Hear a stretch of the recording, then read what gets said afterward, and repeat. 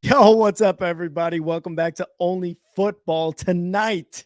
After such a great primetime game on Monday Night Football, we are going to recap week 12. We are also going to talk about our running backs of the week. We're also going to go into top five, top five. And of course, we're going to end it off with the Chives with Kyle. Let's get it.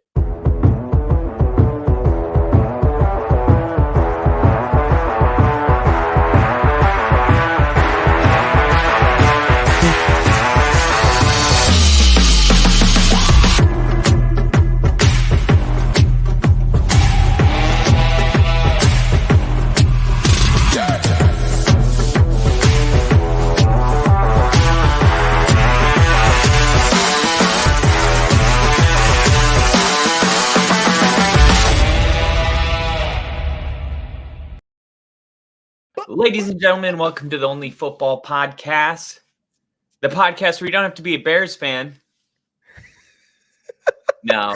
Because I sure as fuck don't want to be. Oh, man, what a game we had. Monday night was you know what? It was a game. By the way, It was a game. During my recap, I was thinking to myself, I was going to say, well, I mean, what do we come to expect from Thursday Night Football? And then I stopped myself because I went, wait, no, it's Monday Night Football. Yes. But didn't it feel like Thursday Night Football? Didn't it just have that Thursday Night Football Amazon feeling? 100%. And to be honest, during the stream, just like you were saying, like during your recap, during the stream, I was going to say this is, again, one of the worst Thursday Night Football games ever. And yeah, it was Monday Night Football. We're not used to that on Monday Night Football. Monday Night Football is full of exciting, high-scoring games. No, we did not get that this Monday night, but it was a game, like Kyle said. Well, we're going to get right into it. Obviously, we had a lot of football games happen before Sunday, and we're going to break those down. We can't just skip them because a lot of important ones, including the one we're going to start with, the Green Bay Packers finding a way going into Detroit on Thanksgiving to get the win. A lot of people are saying Detroit was paying homage to all the terrible Detroit teams of the past. They wanted to come out and lose one to respect the history of the Detroit Lions. And that's kind of funny, but in all reality, Green Bay came out. Jordan Love looked a lot better. I think Matt LaFleur out-coached Dan Campbell. I think Detroit, though, really, I think they're just tired. When I look at this game, I can't help but to look back at that Chargers game and how exhausting that game must be. And then the follow that up with the game they had with Chicago where they almost lost. It just felt like Detroit needed a break to me. And I think this 10-day period between this game ending and their next game, I think is exactly what the doctor ordered for Detroit. I'm not too worried about Detroit. However, this does say a lot about Green Bay. Yeah, and this not only says a lot about Green Bay, but man, Jordan Love had a fucking hell of a game. 268 yards and 3 touchdowns. He opened the game. The first play of the game was a 53-yard completion to Watson down the field. Like that set the tone for the entire Packers offense going forward. And Love, 3 touchdowns, 268 yards, beat the Detroit Lions. They never once trailed in this game. Goff continues to struggle with keeping the ball secure. He fumbled 3 times, one of those being returned for a fumble 6. Lions converted only 1 of 5 fourth down tries, and one of which led to a touchdown. Like, okay, get it. That's cool. You want to try it on 4th down, but Campbell, like coach, right? Like Coach Dan Campbell. What happened? You learned this earlier in the season, going for it on 4th down so many times, especially when you are getting close to getting points. That is not the recipe for a win, right? Like I forgot who they played against that they had that loss where maybe they converted one of like 6 4th downs and they just could not get points that led to their, I believe it was one of their first or second losses of the season. But either way, it was bad. Goff, though, he kind of came back in that game and led them down for a touchdown drive, brought them within 7, but and it was a touchdown to Reynolds, 2-point conversion to Laporta. But that was it. time was over. They tried to do an onside. They had an illegal formation penalty. And that was pretty much the game. The Packers defense was dominating the Lions. 3 sacks on Goff. 3 of those coming from Rashawn Gary from the Packers, and they just dominated the Lions, man. They have dominated them. And you said it best. The Lions look tired, but I'm also not worried about them. I still think they're going to win the division. This was just a very tough divisional matchup. Yeah, and I have to agree with that. And I think the one thing about the Lions, and there was this article I wanted to reference here that was made by somebody that was in the booth during this Thanksgiving game. Mm-hmm. And he wrote an article, and I read it 2 days ago, and I saved it here. So it says Brad Holmes, the Lions general manager, was bopping around talking to different people, posing for pictures, giving out hugs in the middle of the Ford family, like you do when you greet close friends. Mm-hmm. Watching through the binoculars from the press box, I had one thought. Everything is so perfectly aligned in this organization, from ownership to Dan Campbell's wife, who was spotted wearing a black shirt, black boots, and a number 89 Lions jersey with Campbell on the back. Mm-hmm. He wrote, I mean, cool. How cool. And yet incredibly different was that to have a coach's wife show up to a game wearing the number he wore for the team from 2006 to 2008. And I think what is going to help the Lions in this situation is that they are like the example of family. Like if you had to pick an organization, they are so tight with each other. And even Denver pulling themselves out, it's because of the locker room. You got to have those type of people to, where you can lose a game like this and I'm not going to be worried. So I am like you. I'm going to say I'm not worried about it because I see the togetherness of the way the Lions played football and the accountability that they, and the standard they hold, all that cliche stuff. But it's all true when it comes to the Lions. The real thing I'm looking at is Green Bay. That is a really interesting thing because it's easy to say Detroit was, having a bad day, but we don't really know how bad of a day Detroit was having or how many mistakes Green Bay forced. It's a very fine line between the two. We talk about that a lot here. And I think in the next couple of weeks, we'll have a good idea, just who Green Bay is, starting with the game against the Chiefs on Sunday night. So they got themselves who they might be doing a Broncos season. Let's just turn it around and start beating the best. That's one way to do it. I would hate that for them. But if Jordan Love looks like he did against the Lions, I'm going to say they have a real chance to beat Kansas City.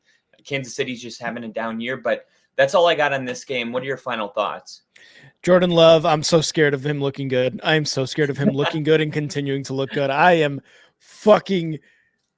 just pissed off and I'm scared. That's what I am right now. But the Lions, dude, Jared Goff is becoming, for almost 2 games in a row. They almost lost to the Bears last week. For almost 2 games in a row, Jared Goff almost looked to be the reason why they lost against the Bears. He was able to bring him back. David Montgomery got the touchdown there. But in this game, dude, like he was able to bring him to within 7 of the Packers. But if not for his earlier mistakes and lack of ball security, we might be singing a different tune for that Thanksgiving game. But also, Detroit losing on Thanksgiving, yeah, that checks. Yeah, and it wasn't the only predictable thing. The second game was the only game I didn't stream because the way I looked at it was a predictable outcome. The Dallas Cowboys were going to stomp a mud hole inside of the Commanders, and they did. And I'm really starting to look at this Cowboys team, and I don't want to give anything away right now because there will be a later part of the show where I can go in on this. But the Cowboys are beating opponents at home by an average margin. I saw it on the screen at the gym. I can't remember. It's ridiculous, Rick. It's like 33 points. Oh my God. It's insane how the Cowboys are playing at home. This one, I believe, was this one this one's in Dallas because it's Thanksgiving. Yeah, correct. Yeah, this one was in Dallas, so that's right in line with just the way the Cowboys have been playing. And I think if you're in the NFC, like I know that the Eagles and Cowboys got this whole thing going, and I Mhm. see the Twitter beef where it's like, yeah, well, uh, talk to us when you can beat the Eagles, and they're like, wait a minute, hold off. Dak outplayed Jalen Hurts last time they played. The Eagles won the game, but Dak outplayed Jalen Hurts, and you're seeing this back and forth. Every Eagle fan should be, if they're being totally honest with themselves, they should be afraid of Dallas. Dallas is the biggest threat to what the Eagles want to accomplish this year. There's no guarantee that the Eagles are even going to win their division with the way Dallas is playing right now. Yeah. Obviously, these are two playoff teams, but if we're talking about the big game, Dallas is definitely, they have to be considered a potential Super Bowl, Mhm. representing the NFC. They got to be considered. I think after this game, we're getting to the part of the season, and we had a guy, I forgot who it was, but it was about 2 weeks ago, and he said, "I'm never going to pick the Cowboys because they always have these expectations." But Yeah. it hasn't this just been a season of streaks ending? Hasn't this just been kind of the type of season where all records come to an end? I mean, the Chiefs, the Bears today. Mhm. Um, Maybe this is the year the Cowboys go to the Super Bowl. And honestly, you said it best. Does this not feel like that? It certainly feels like that for the Cowboys because, like you mentioned, man, like year in, year out, people are like Cowboys to Super Bowl, Cowboys to Super Bowl, Dak Prescott, CD Lamb, this, Micah Parsons, the defense, everything. It seems to all be working now, and especially at a great time. The last third of the season, which is sad to say, but the last third of the season, it is looking really good for the Cowboys going into the postseason. How well they've been playing. We have to, and we did for a few weeks after, we have to look at that loss against the 49ers and think, what did I say? I said this Cowboys team may maybe looking at 6 wins. People were talking shit about the Cowboys, right? And we have to circle that back because look how they're doing now. They're doing extremely well. You talk about the margin of victory for the Cowboys. They showed zero stopping of that, right? Like 45-10 against the Commanders at home on Thanksgiving. Dak Prescott threw 4 touchdowns.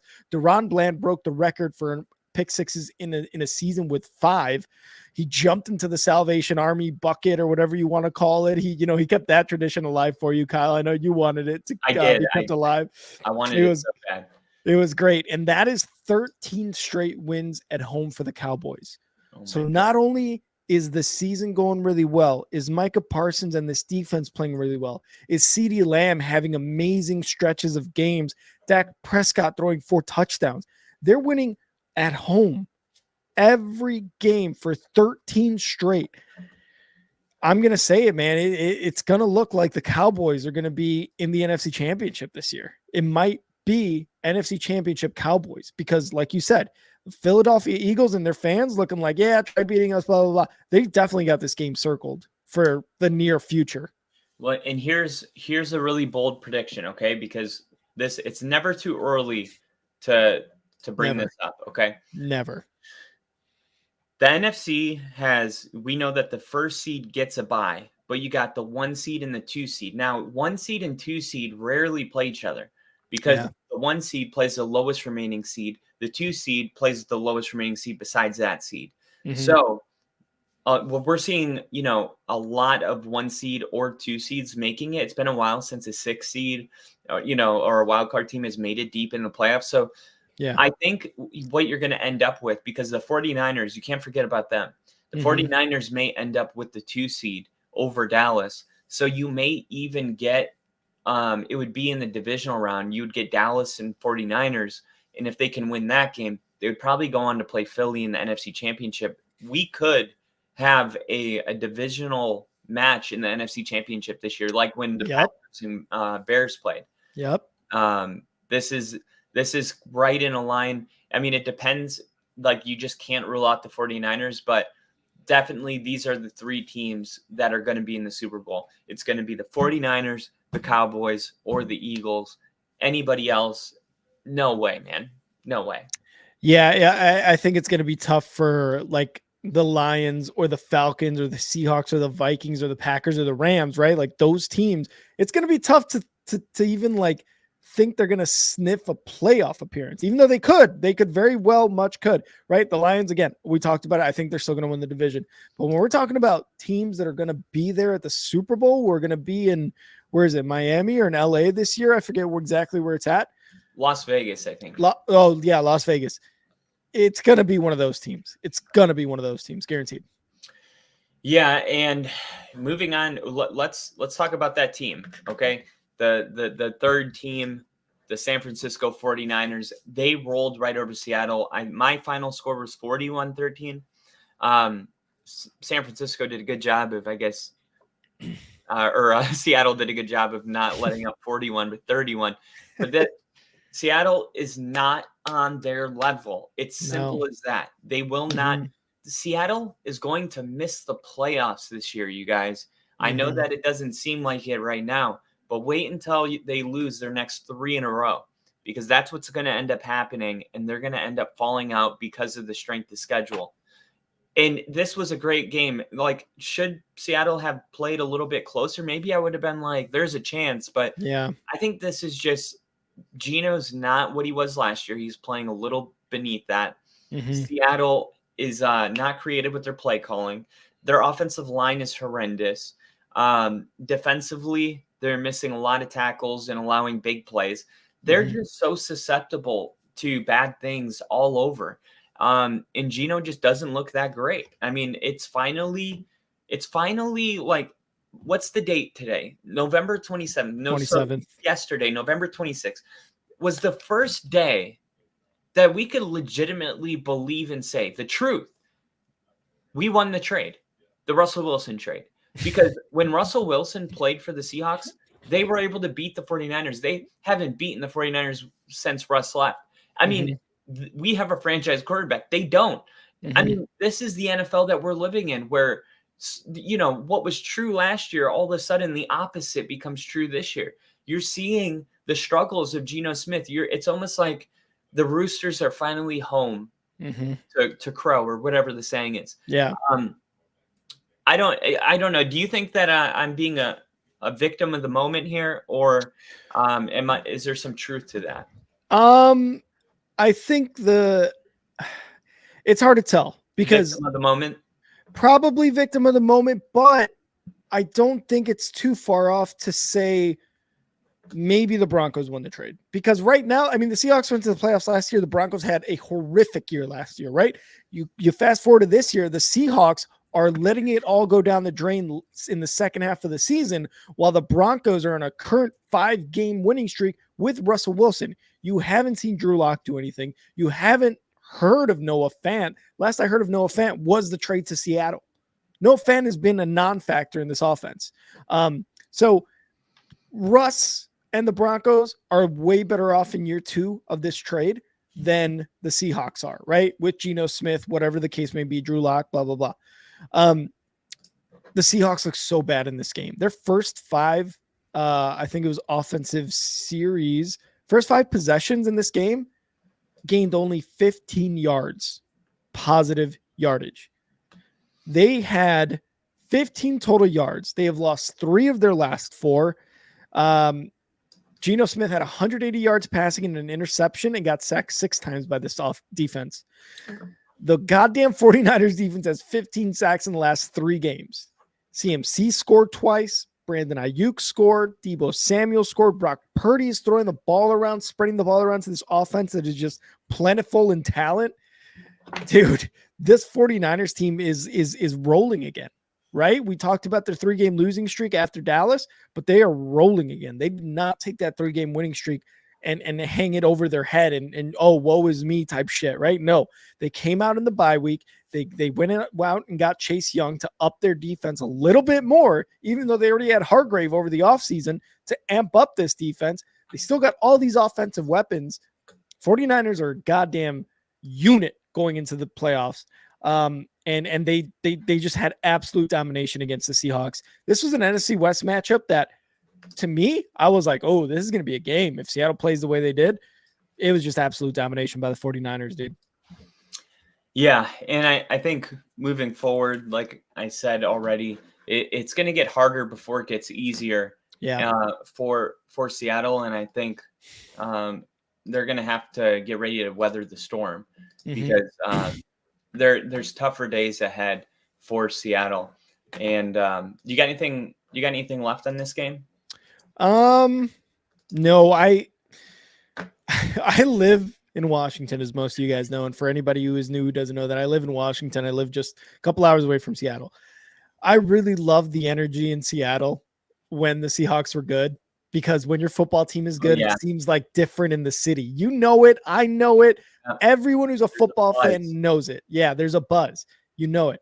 It sucks to see that the Seahawks are kind of circling the drain right now. Just because I do love the energy around the city and around other football fans. It sucks to see that. And that's kind of where I'll leave it, because I'm so far away from Chicago where I can't feel that anymore. So to feel that in a city with a football team is awesome, because it gives me a little extra hop to my step. And we love football. And we love football. It just hits different when you're in a football town. Like if you're in a college town, like when I was in Boulder and Pat McAfee show was arriving. Yes. And you could feel it, the buzz. It was like all the businesses said it's prime time, and the ESPN setting up a big stage, and it's like you're just like, man. And as a person that loves football, my second favorite thing is being around a ton of people that love football. Yes. And the best way to get casuals to love football is for your city to start winning football games. 100%. Could not have said it better myself. Like, there's a buzz. State, like I've had this shirt for like 4 years, but even going to the gym, I'm seeing Florida State shirts now. And I'm yeah. You're like, hey, it's always so cool, because like I would walk around Chicago back when I was living there, right? I'd see Bears hats, I'd see jerseys, I'd see shirts, I'd see jackets, and I'm like, fuck yeah, the Bears are good this year. Everybody's with it. Like it's just a different feeling, and it's just hard to match. I was gonna actually, I want to address this comment. We don't pull a ton of comments during the recap, but this one I think is important. I don't think Geno was ever intended to be a long-term replacement for Russ, and that is a great point. But he did so well last year that they gave him that 2-year contract. So I think initially it was like, no, we're just gonna go with Geno. They didn't draft a quarterback, even though they had a high pick, and then he did so well that they were like, we're not going to draft a quarterback this year. We're going to get Witherspoon, the corner out of Illinois. So I do think Geno did enough to, I don't want to say fool Seattle. He earned that contract. He played good enough to get signed. But I do disagree. I agree for the first half of last season, but I do think going into this season, they were like, we could win a Super Bowl with this guy. I don't know if they really believe that or not, but they paid him like they believed that. So I think what they were thinking is like, hey, instead of paying big money for a quarterback, maybe we can use that big money to bring in talent, and Geno would just be above mediocre enough to just, be a, benefit from all that talent, like how people think Brock Purdy is benefiting in the 49ers. And they run the ball with Kenneth Walker, but now he's hurt. You got Charbonnet, and that's just, it just all fell apart there. All right, so our next game is one that I'm going to time us and see if we can get through this game in 1 minute, because it doesn't deserve any longer. If you guys watched this game on Black Friday, you know that was an absolute shit show. And both teams, no, Miami's fine. The Jets, Nathaniel Hackett, dude, he is absolute dog shit. He is so bad, dude. And Jinja even came in during that stream and was like, dude, I didn't know until you said it like last week, but Nathaniel Hackett only getting 1 touchdown in 50% of his games as a play caller in the last 2 years is insane. So he's played in 24 games, now 25, and I believe they've only had an offensive touchdown in 6 of them. This is like historically bad. The Jets are awful. Their O-line is atrocious. They couldn't run the ball with Breece Hall. Miami played better on offense. They played better on defense. Tua threw a couple interceptions. It didn't matter. It was like the Bears game today. Like New York couldn't capitalize on the plays they made. Their defense made plays. They had a pick 6. They had the only touchdown. I think there was. Hold on. No, because I think they missed the extra point. So I think there might have been 2 touchdowns. No, there was a touchdown for the for the Jets. The Jets had 1 touchdown. Tim Boyle threw a touchdown to Garrett Wilson. That was all the scoring the Jets were able to get, because then it was after that it was field goals. Yeah. So the Jets got 2 touchdowns? 1. Okay, just 1. Yeah. So yeah, I mean, and that was a defensive touchdown. Mm-hmm. No. It was a Tim Boyle to Garrett Wilson touchdown. Okay, so yeah, so that is a product of a missed field goal. Okay, that's or a missed extra point. So yeah, see, we streamed the game, and I have to ask the question. That's how memorable that was, Rick. I mean, this was such a bad game. We were dicking around during the stream. We got so sidetracked. We just started going like this was really funny, because I need to give you some context. We're watching the game. The Jets are completely dog shit. And then it cuts to a commercial. And this is what we see right after Saleh is pissed off on the sideline. Saleh now looking over his call sheet, trying to protect his lead. Never hurts to double check the coverage, Joe. Whatever he's seeing, he sure looks happy about it. And what another stop for this unbreakable defense. There's no way. I swear to God. And one thing is one thing is for sure, whatever Saleh was seeing, he was not happy about. It was quite the opposite, and maybe even good use of irony in the commercials. I don't know if it was planned that way, but it was hilarious. I found that and made that, put it in here during the game. That's how much fun the game was, that I did that during the game. We actually had great numbers. We had 420 people total watching that game. I don't know how. I think people were looking at the game and going, this is such dog shit. Yeah. I want to go see if other people think it's as much dog shit as I do. And we were just a big community of dog shit. Not you guys, but we were all here witnessing dog shit. Even my stream was probably a little dog shit. It was all just dog shit. I already went over my minute. And 59 seconds, actually. So the Jets, what happened when that Colgate commercial? What happened immediately before that commercial happened, Kyle? No, but what happened immediately before? Tim Boyle threw a Hail Mary to end the first half, and it got intercepted, and it got returned for a fucking touchdown. What a pick six that was. Can you believe that? That is insane to me. So the fact that that happened, and then the Colgate commercial happened, it's just like, how much more like dog shit can you get, Jets? They had a total of 159 yards on the offense.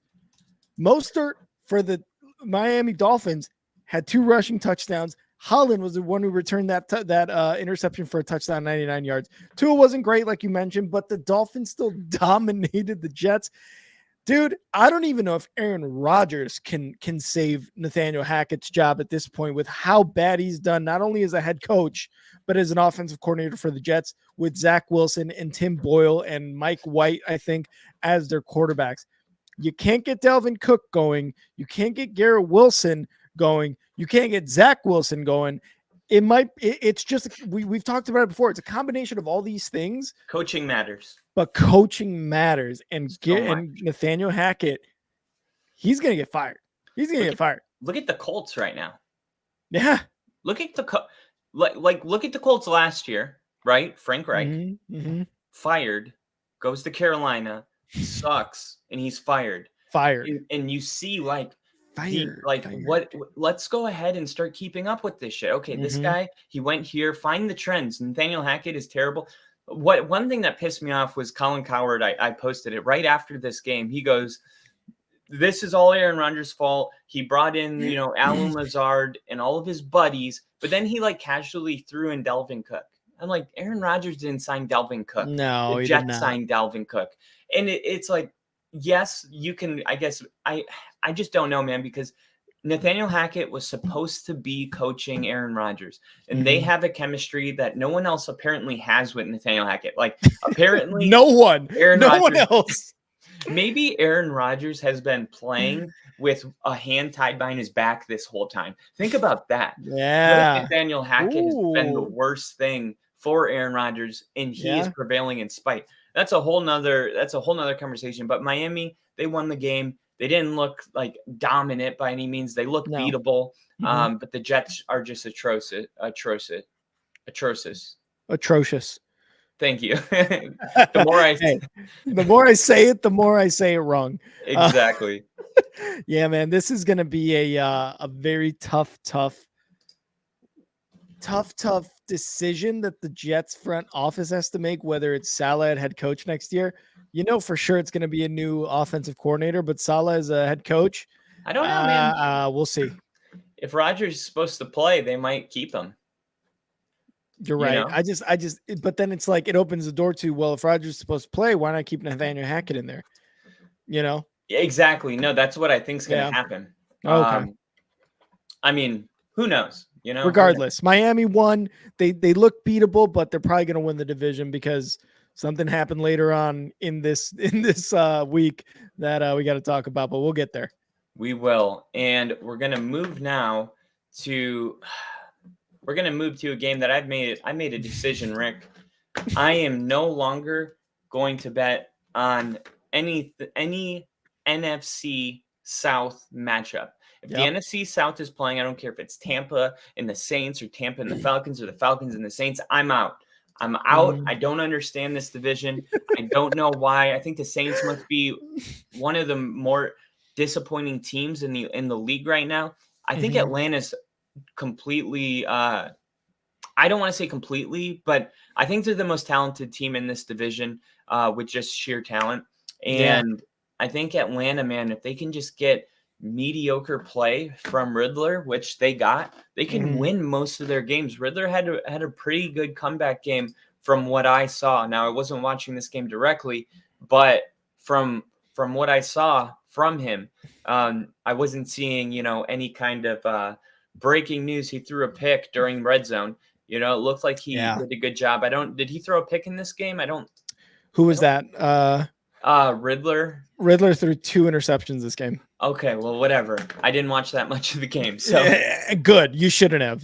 Yeah, I've just chalked it up to I don't really care because whatever team makes it out of this division are going to lose in the first round. So it doesn't matter. These are not important games unless you're a Falcons or Saints fan.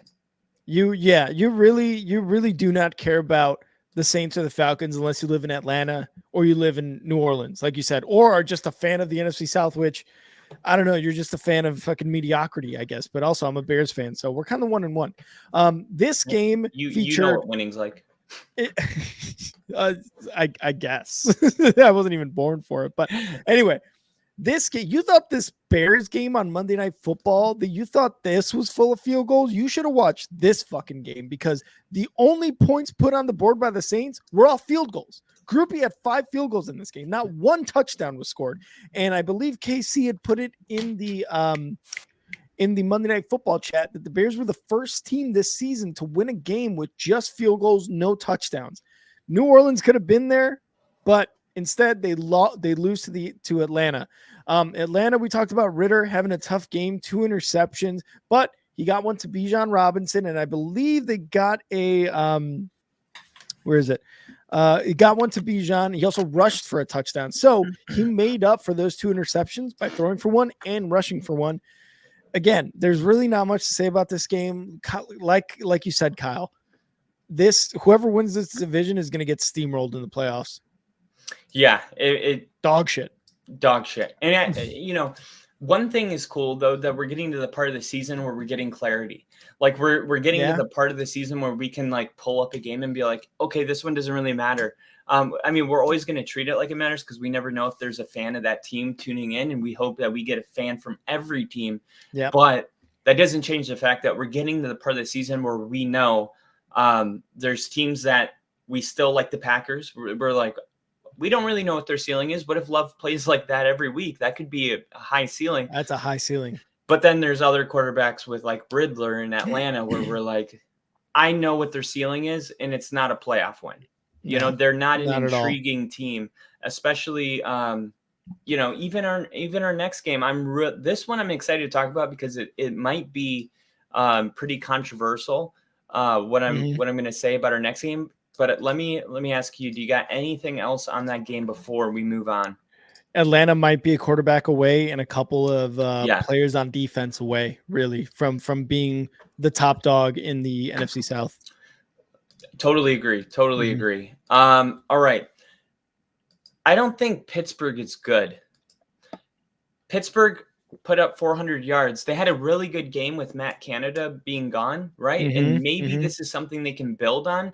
Watching the game, it was like Steelers put up 400 yards, and it's like, yeah, and 16 points. And I'm telling you, like, like from a guy that scored 16 for an entire year with Mhm. Nathaniel Hackett, I can tell you firsthand, 16 is not enough. Now, you can have a great defense, but eventually they're not going to be playing a Joe Burrow-less Cincinnati team. You're not going to be playing a backup quarterback.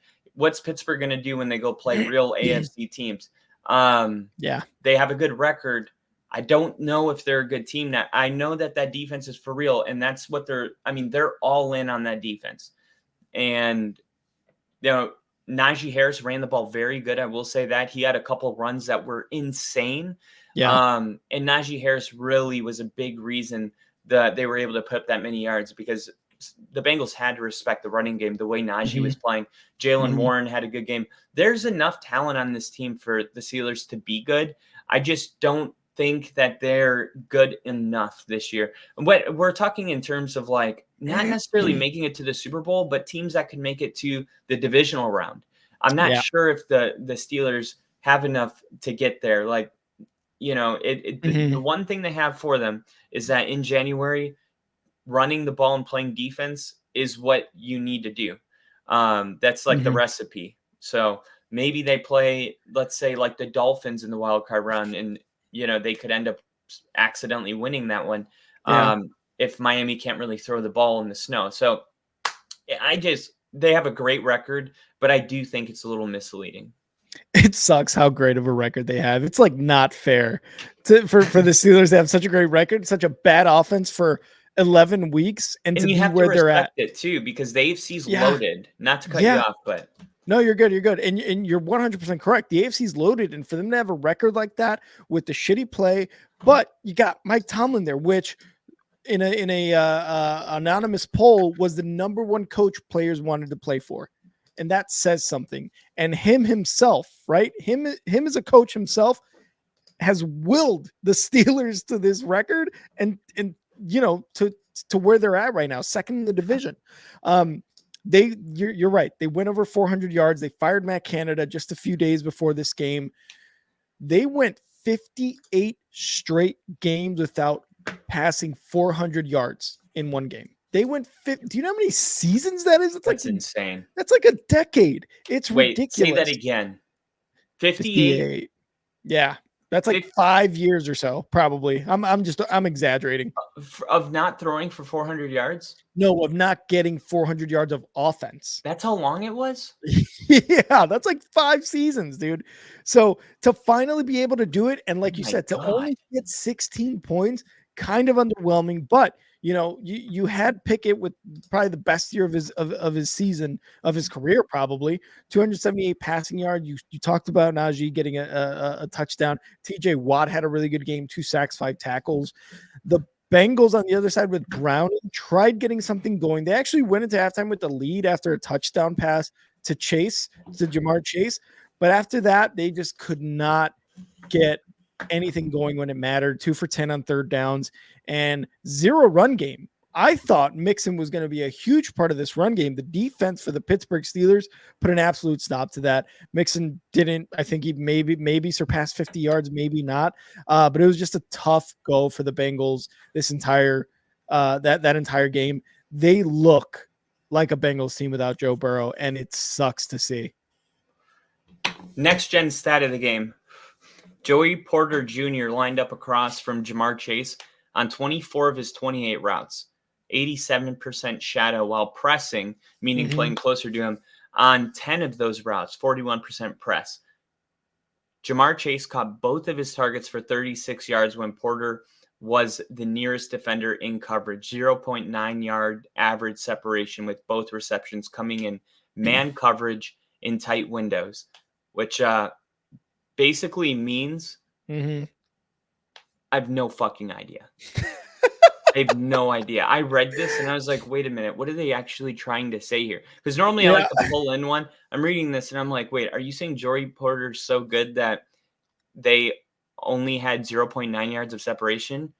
Or are you like Jamar Chase is so good, he caught this with that tight of with that separation? much? Yeah, it's a confusing stat. Are I think. you saying like Joey Porter played really good on Jamar Chase? Like, I don't know. What do you guys think? I think at this point they're just trying to say that Joey Porter Jr. played really well on Jamar Chase. All right. Well, here's one that I'm not confused by that I was going to put up for you. We talked about the Steelers in their yards. First time in a long time. The Steelers outgained their opponents for the first time in 2023, 420 yards to 222. The Steelers were outgained by 875 total yards from week 1 through 11, 30th in the NFL, dude. Ridiculous. And that's just one game after firing Matt Canada. So maybe I need to look at this and hold off on saying, no, the Steelers, their ceiling is here, because this is their first game, and you got to love, the signs and what you're seeing. Now, we'll have to wait for next week, though, to see if it's actually something they can build on. Yeah, the last third of the season is going to be huge for the Steelers team, because like you said, we're here talking about how bad they've been with Matt Canada and how like underwhelming this game was, but outgaining their opponent for the first time and then seeing that for over 5 years, they could not get over 400 yards of offense with Matt Canada as their offensive coordinator. Can Kenny Pickett be better? Najee Harris said in a post-game interview with the media, yeah, I feel like people know our plays. Deontay Johnson had was arguing with the head coach on the sidelines the week prior, last game, not this past week, but week 11 with the head coach. And then they get rid of Matt Canada, and it seems like just things naturally just went higher. Like everything was an extra level of what it used to be. So while we're saying that the Steelers are the worst probably team with the record they have, they're the worst best record for sure. They're the worst best record for sure with what they've done with Matt Canada. And if this game is any evidence of what they can do without him, with whoever it is, I think the Faulkner, whoever the guy calling plays or an offensive coordinator acting is, this third half or this last third of the season is going to be really interesting for not only like the NFL to see, but for Steelers fans to be like, I fucking told you, fire Matt Canada. And then you guys didn't listen. And now look, we're better. Exactly. And in the AFC North, Crafty Southpaw makes a good point. I would have probably made the Bengals my favorite to win the Super Bowl if they could have kept Burrow healthy.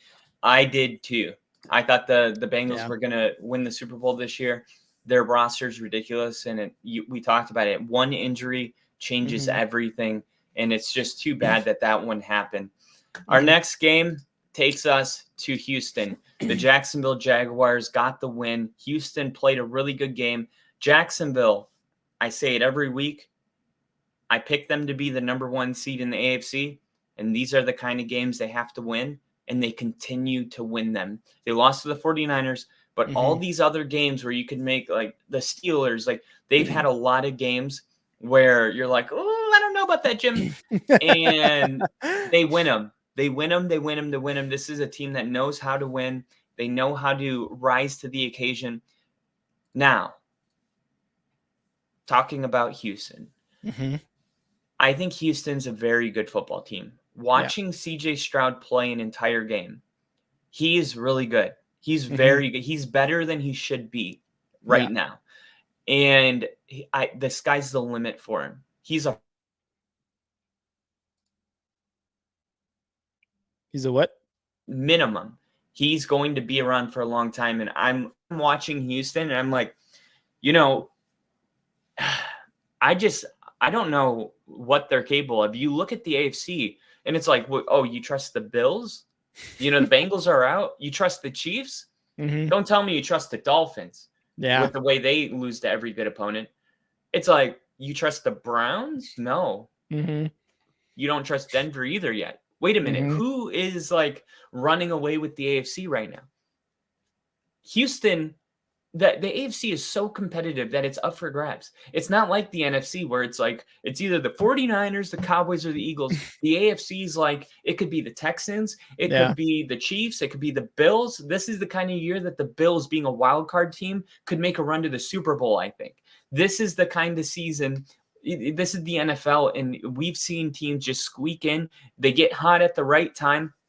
I don't think any less of Houston in this game because as you know, Jacksonville being the #1 seed in my book, that makes Houston, as competitive as the best team in the AFC. I'd say Jacksonville is the team I trust the most, and they should be a Super Bowl favorite at this point in the season for the AFC. I don't know like if you feel the same way about Jacksonville, but I do know that Jacksonville continues to win games like this. And for Houston, it's like they're playing with house money. They've already exceeded all the expectations put on them. And I'm just genuinely curious of how far Stroud can take this team. Yeah, and you say that with Jacksonville being your like #1 Super Bowl favorite, that makes the Houston win in Week 3 against these very same Jacksonville Jaguars that much more impressive. Yes, they came into Week 12, lost unfortunately by 3. Amendola's kick bounced off the crossbar. We lost an opportunity for overtime in this game, but this is still impressive for Houston. Like you said, they're 6-5, second in the division, I believe, and Jacksonville leading this division at 8-3. Like, these are both very good teams, and this is one of those times where we're like, this is going to be a good matchup. Going forward, Tom Brady, Peyton Manning, those quarterbacks, even like to an extent, Dak Prescott and Jalen Hurts now. Like, this could be one of those matchups where both quarterbacks are pretty damn good and both teams pretty damn good. Going forward, these records against each other might stay in that same 500. Maybe Jacksonville has an edge with 2-3 games over Houston, but going forward in this AFC South, it's going to look really, really good for both these teams. Again, Houston unfortunately snaps their 3-game winning streak. Jacksonville gets an edge on a division foe and is able to separate now in the division. So it looks good for the Jacksonville Jaguars and Trevor Lawrence going forward into a possible division crown and into the playoffs. Trevor Lawrence didn't do great. I mean, 1 touchdown, one interception. CJ Stroud outdueled him a little bit, I think with less yards though, if I'm not mistaken, 304 yards. But again, these guys are looking really, really good. And, you got Etienne and you got Singletary and Damian Pierce on both sides there. You've got weapons as far as receivers on both sides. The ones on the Texans seemingly unknown until this year, right? We're talking Tank Dell, Nico Collins, these guys. Dalton Schultz has actually made a name for himself after being basically let go in Dallas. He's made a name for himself in Houston. So these guys have got some talent on both sides of the ball. And like I said, going to be very exciting to see both these teams moving forward. But Jacksonville Jaguars, man, they needed this win this week against Houston, and they were able to get it to just further, I guess, their quest on a AFC South division crown. For sure. CJ Stroud threw for 300 yards for the 4th straight game. That's a record. It seems like that guy breaks a record every Sunday. He also broke the record, or he tied the rookie record with his 5th game of 300-plus pass air yards, joining Justin Herbert in 2020 and Andrew Luck in 2012. Yeah. So a lot to be happy about. You know what I mean? Good names. Great names, great company to have. Obviously, Andrew Luck did a lot for the Colts. Let's talk about the Colts. The Colts were playing Tampa Bay on Sunday, and the Colts end up getting a 7-point win. They continue to score a lot of points per game. I don't know why we don't take the Colts serious. And I had to ask myself, maybe because like their defensive front was getting after Baker. They're making plays on defense. Offense is looking good. Are the Colts a wild card playoff team? It really is starting to look like that. And it's crazy because I know one of the reasons why at least I didn't look at the Colts seriously, because Gardner Minshew, let's be honest, right? Like, he is one of the best backups because of what he's been able to do this year. And even coming into this year, they told him, hey, come to, Indianapolis, you'll be able to compete for a starting gig. And then they drafted Richardson, and then it was like, hey man, we're going to start Richardson. And he, what Gardner Minshew did, he said, okay, I get it. He's a rookie. You want him as your franchise quarterback. I am the backup. I know my role. What happens? Anthony Richardson gets hurt early in the season. Minshew comes in. He looks decent. He looks all right. He looks like a backup. Anthony Richardson comes back, gets hurt for the rest of the season. Now it's on Minshew. And a lot of us, myself included, were like, whatever. It's Gardner Minshew. It's not really much. What he's been able to do with this team and this Colts organization from, we talked about the coaching staff and we talked about what's going on in Indianapolis with the coaching staff. They've been able to get Gardner Minshew and more importantly, Taylor, what's his fucking first name? Why can't I think of his name? Jonathan Taylor. They've been able to get them going later into this season. And to what you said, right? They are looking like a wild card team in the AFC. If not the Steelers, then the Colts, right? Because the Colts have looked a lot better, at least offensively, than the Steelers. Defensively, the Steelers got it. They're taking the cake defensively, but offensively, which is kind of what you want to see in the playoffs, the Colts have got it, man. I mean, Taylor rushed for 2 touchdowns, Minshew threw for 251 yards, and also rushed for a touchdown. They outgained the Bucs by almost 100 yards offensively in this game. And the Colts defense came away with the fumble recovery to basically seal the game with about a minute and a half left. Baker, to his credit, he's tried in Tampa Bay. He has tried. It's been difficult for him. And even with some of the talent he has around him, he just cannot get it together. These two teams, these two things, Baker and these offensive weapons for the Bucs, they're just not coming together whatsoever. He threw for a little under 200 yards, 2 touchdowns and an interception, but the fumble late in the game, I feel like this is what Baker is getting to be known for, is just fumbling the game away at the end. And it sucks because we loved him in Cleveland. Then he bounced around and we loved him in LA last year for that comeback win in Thursday Night Football. I feel like the magic has run out for him, at least in Tampa Bay and maybe as a starter. No more Fitz magic for look, I mean, he made a couple good plays. He did get hurt. He drove Tampa Bay's offense on Sunday after he had to overcome an early injury to bring his team back into the game. He has good rapport with Mike Evans. He completed a 4th down pass to Chris Godwin. Like, he still looks like I'll give you an example. I think the wrong NFC South team picked him. I think if he was on the Falcons, maybe there would have been more success, but they wanted to go with Riddler. Or, maybe not. Maybe you can make an argument that Tampa's got enough weapons too. But I don't know if I feel like Baker can't be a starter.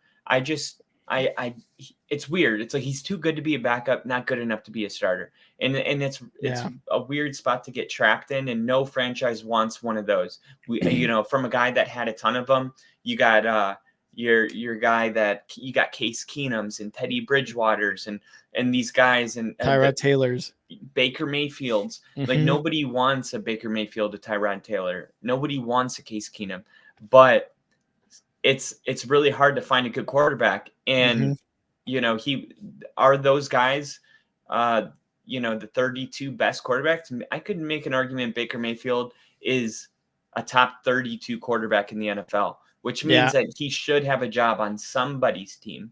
If we're, know what I mean? Someone. So I just think that team, the one that, because every year there'll be a team that, Baker will probably be around 30, 29. They'll be like, these two teams are going to draft a quarterback and move on. But there's always like 2 teams that get stuck. And they have to go for a Teddy Bridgewater. And I think we're going to see Baker just jump to that team every year. Yeah. And I think that's how that's gonna go. But for the Bucs, man, they could still win their division. They could just win some football games and everything will be fine. But I definitely agree with Crafty when he said the Colts have turned into a fun team to play or a fun team to watch, and that's just crazy to me that the Colts have become like must-watch TV. Like what? Like last year, Colts Broncos was the worst primetime game ever. And if that game happened this Thursday, people would be stoked. Oh, dude, if it happened tonight on Monday Night Football, I'd be like, thank God they flexed. Remember last year, preseason, before the 2022 season, we were like, the Colts are going to win the division. They've got a good offensive line. You know, they got this quarterback here. They got Matt Ryan to stabilize, blah, blah, blah, blah, blah. They were so bad. We came into this offseason thinking the Colts weren't going to do shit, and look how well they've done with their future franchise quarterback hurt in, you know, the first third of the season for the season. And then we have Gardner Minshew, a former starter in Jacksonville, taking them closer and closer to a wild card spot. Yeah, it'll be fun to watch the Ginger journey that we're going on. I love Our it. next game is a Super Bowl rematch from 2010, the New York Giants. Shout out to Bill. And Bill, man, I'm telling you, I picked the Giants to win this game. I never thought the Giants would lose this game. Now, I know it's 10-7, but the Giants are in the playoff picture. And I know you guys don't want to – you guys are like, oh, my God, shut the hell up. No, listen. The Giants turn their season around and make the wild card. Now, they need to win a couple games in a row here. But I think this is a 2-game win streak, right? The Giants haven't had one of those this year. All of a sudden now you're feeling good about yourself. This is the kind of stuff where it's like it looks like it's just a win over the Patriots. It's so much more than that. For the players, man, that when you're flying home, it's like I know that they were at home, right? Or was it in Patriots? No, it was in New York. It was in New York. But, you know, like players say all the time, when you get a win, man, the food in the cafeteria tastes better. The seat's more comfy on the plane. The jokes are funnier. The camaraderie's fun. There's just a lighter energy, and people want to keep that, right? You're like, man, this feels awesome. All we got to do is win, and we get Monday off, and like we get to have fun and be happy again. Like, this is what is significant about this win is that the Giants now have stacked W's. I don't know if it's going to give them a win next week, but I do know it gives them the best chance to get a win next week. Yeah, no, this was definitely the Tommy touchdowns game. Tommy DeVito asked post game, like, did you give him a high five? He's like, no, I give him a high. I give him a high. They're like, what is that? What is there a word for that? He's like, there's no word for it. There's just a high. I love it, dude. I absolutely love the swagger that Tommy DeVito has.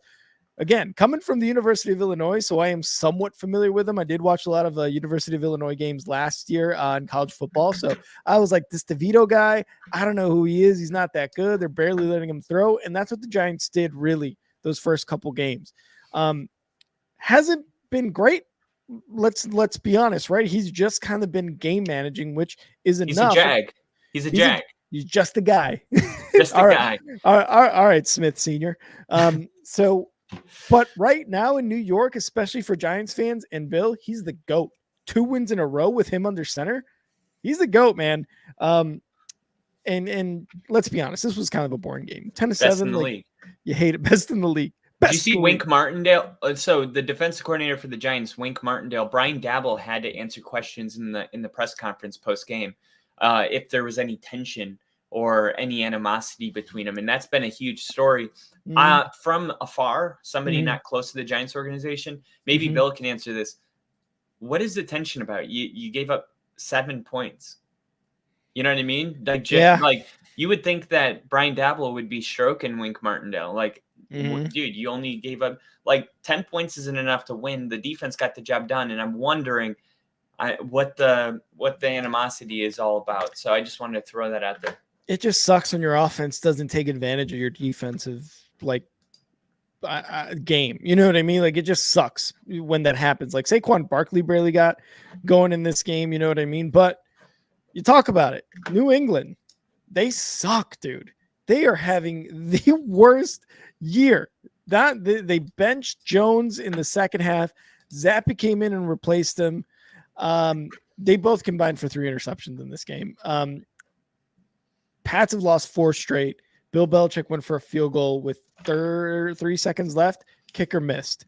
So they were going for overtime. He missed the field goal with 3 seconds left.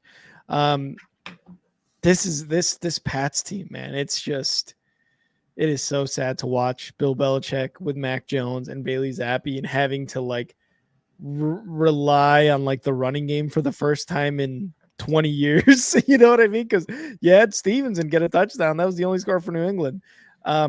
Just bad football being played in New England, to be honest. You did get signs of encouragement from the Jalen Hyatt draft pick out of Tennessee. The Giants finally were able to get him going, and he comes in and gives life. He had 5 catches on 6 targets, 109 receiving yards. He was able to come in and do what he was drafted to do, and that is stretch the field using his speed to do that. Mm-hmm. He had sideline catches of 41 and 29 yards, showing great footwork. That Jalen Hyatt, he has the talent. He has a lot of records in college football, and they just weren't utilizing him because they didn't have a quarterback. So I don't really care who's under center. It's a good sign when somebody comes in and they're able to utilize weapons that the other players haven't. Like when somebody goes in for Atlanta and all of a sudden Drake London has a 100-yard game, it's like, yeah, no shit, he had a 100-yard game. This guy's capable of that. Kyle Pitts had 3 catches? What? Yeah, exactly. From a guy that had him on my fantasy. I think I dropped his ass. I dropped him. I was like, I don't want him. I don't want him. I don't even want to look at it. Insanity. Anyway, Bailey Zappi averaged 1.1 air yard per attempt, the 3rd lowest mark in a game in the NGS era, minimum of 10 attempts. Mac Jones averaged 4.6 air yards per attempt, dude. This is insane. Mac Jones averaged 4.6 air yards per attempt. Bailey Zappi averaged 1.1. This is the Jets and Patriots need to play. We needed the loser bowl. I need to know who's the worst team. And I'm starting to think Belichick's tanking, man. I'm starting to think that he's tanking. You see him pulling out Zappi. I mean, you know who Zappi is. You put him on your practice squad during the offseason. You removed him from your active roster, and now all of a sudden you're going to throw him into the game as that's your boy. You know, that's your boy. I think it does a good job for Belichick of looking like he cares, like, oh, I'm going to try to make a mid-game switch. But at the end of the day, it's like he has the last laugh because he knows he's putting in somebody that will continue to lose football games. And I don't know.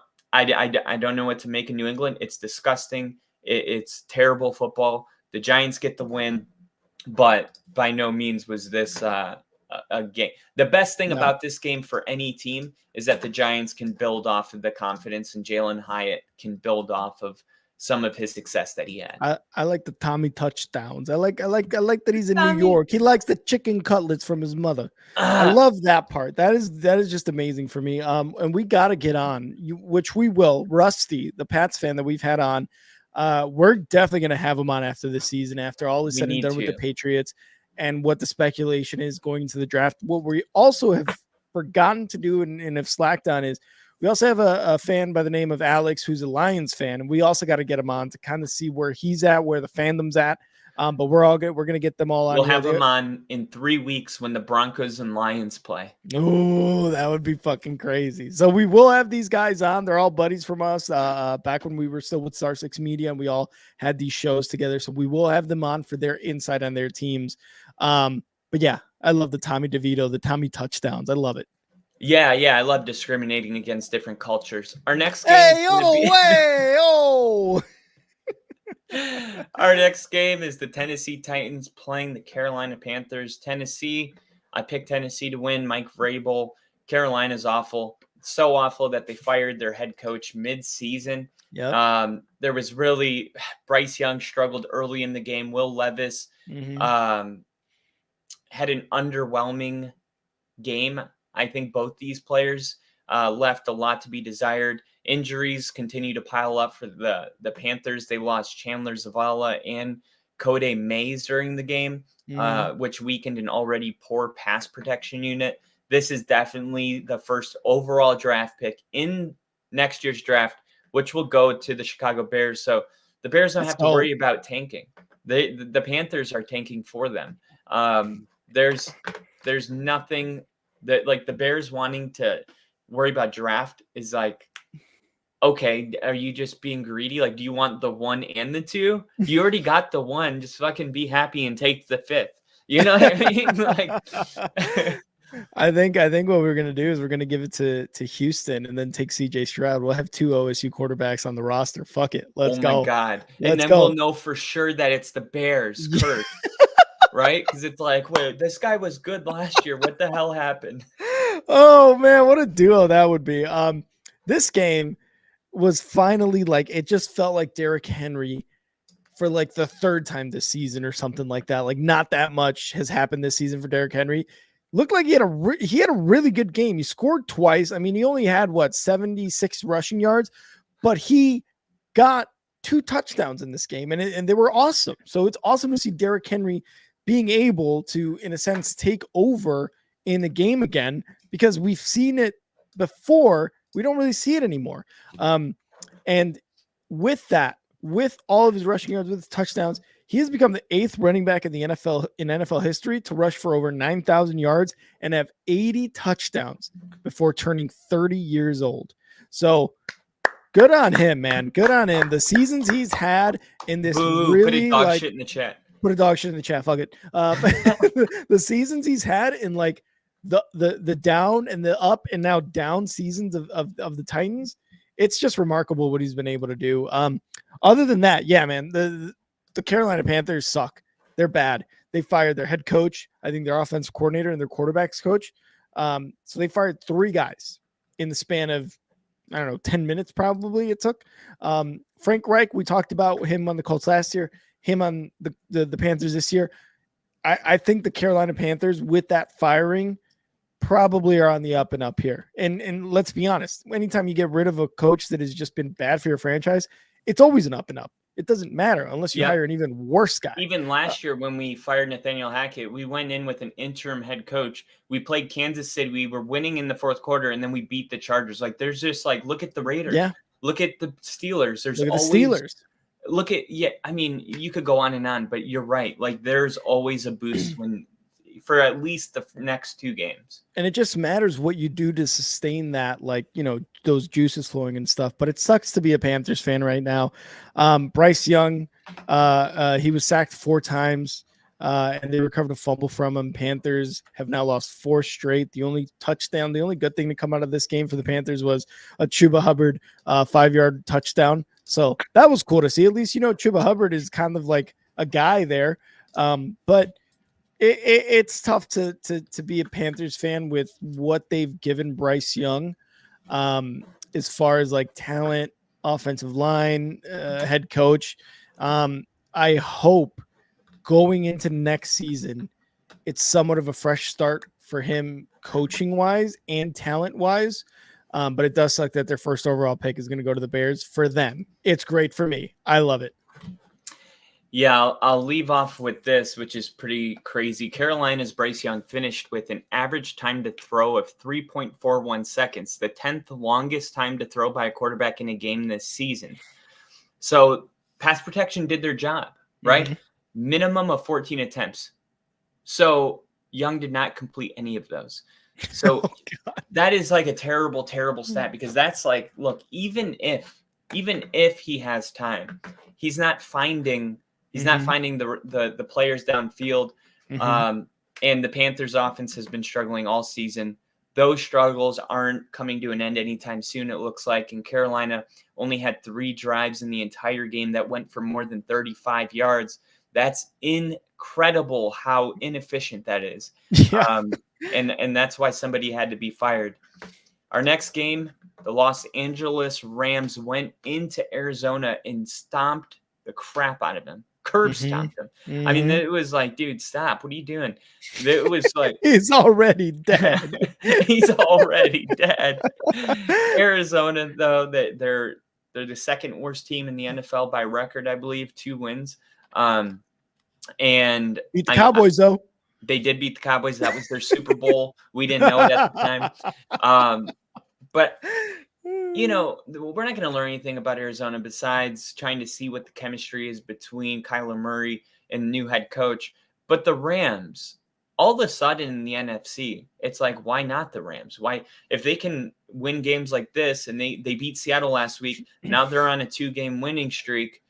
I think the Rams could. I think the Rams and Packers are legitimate contenders for a playoff spot. Now, how far do they go? I don't know, but you know how it is. Everyone just wants a ticket to the dance. No one is trying to make it to the Super Bowl.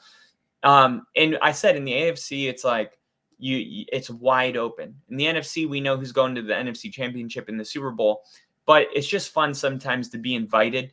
And I think the Rams and the Packers are going to really make a push for it. Yeah, and the Rams looking like the goddamn Super Bowl Rams in this game. Matthew Stafford looked like Matthew Stafford, Super Bowl Matthew Stafford winner from a couple of years ago. He threw for 4 touchdowns, 229 yards. They finally got Kyren Williams back, and he had a game in his comeback game, 143 yards rushing, and he caught 2 of the touchdowns for Matthew Stafford. 204 total yards. 204 total yards for Kyren Williams, dude. That's how you know. Oh, okay. Love it. That's how you know he's such a stud in this game. And it just goes to show like how much better this team was with Kyren Williams there running back. They finally had gotten rid of Cam Akers earlier this season. And you don't really hear about him anymore. Obviously, right? But the Rams in this game showed absolute dominance. They scored 30 unanswered points since being down 8-7 in the first quarter. And they have won 9 straight in Arizona going back to 2014. They have won 9 straight games in Arizona for almost a decade. That's just crazy to me.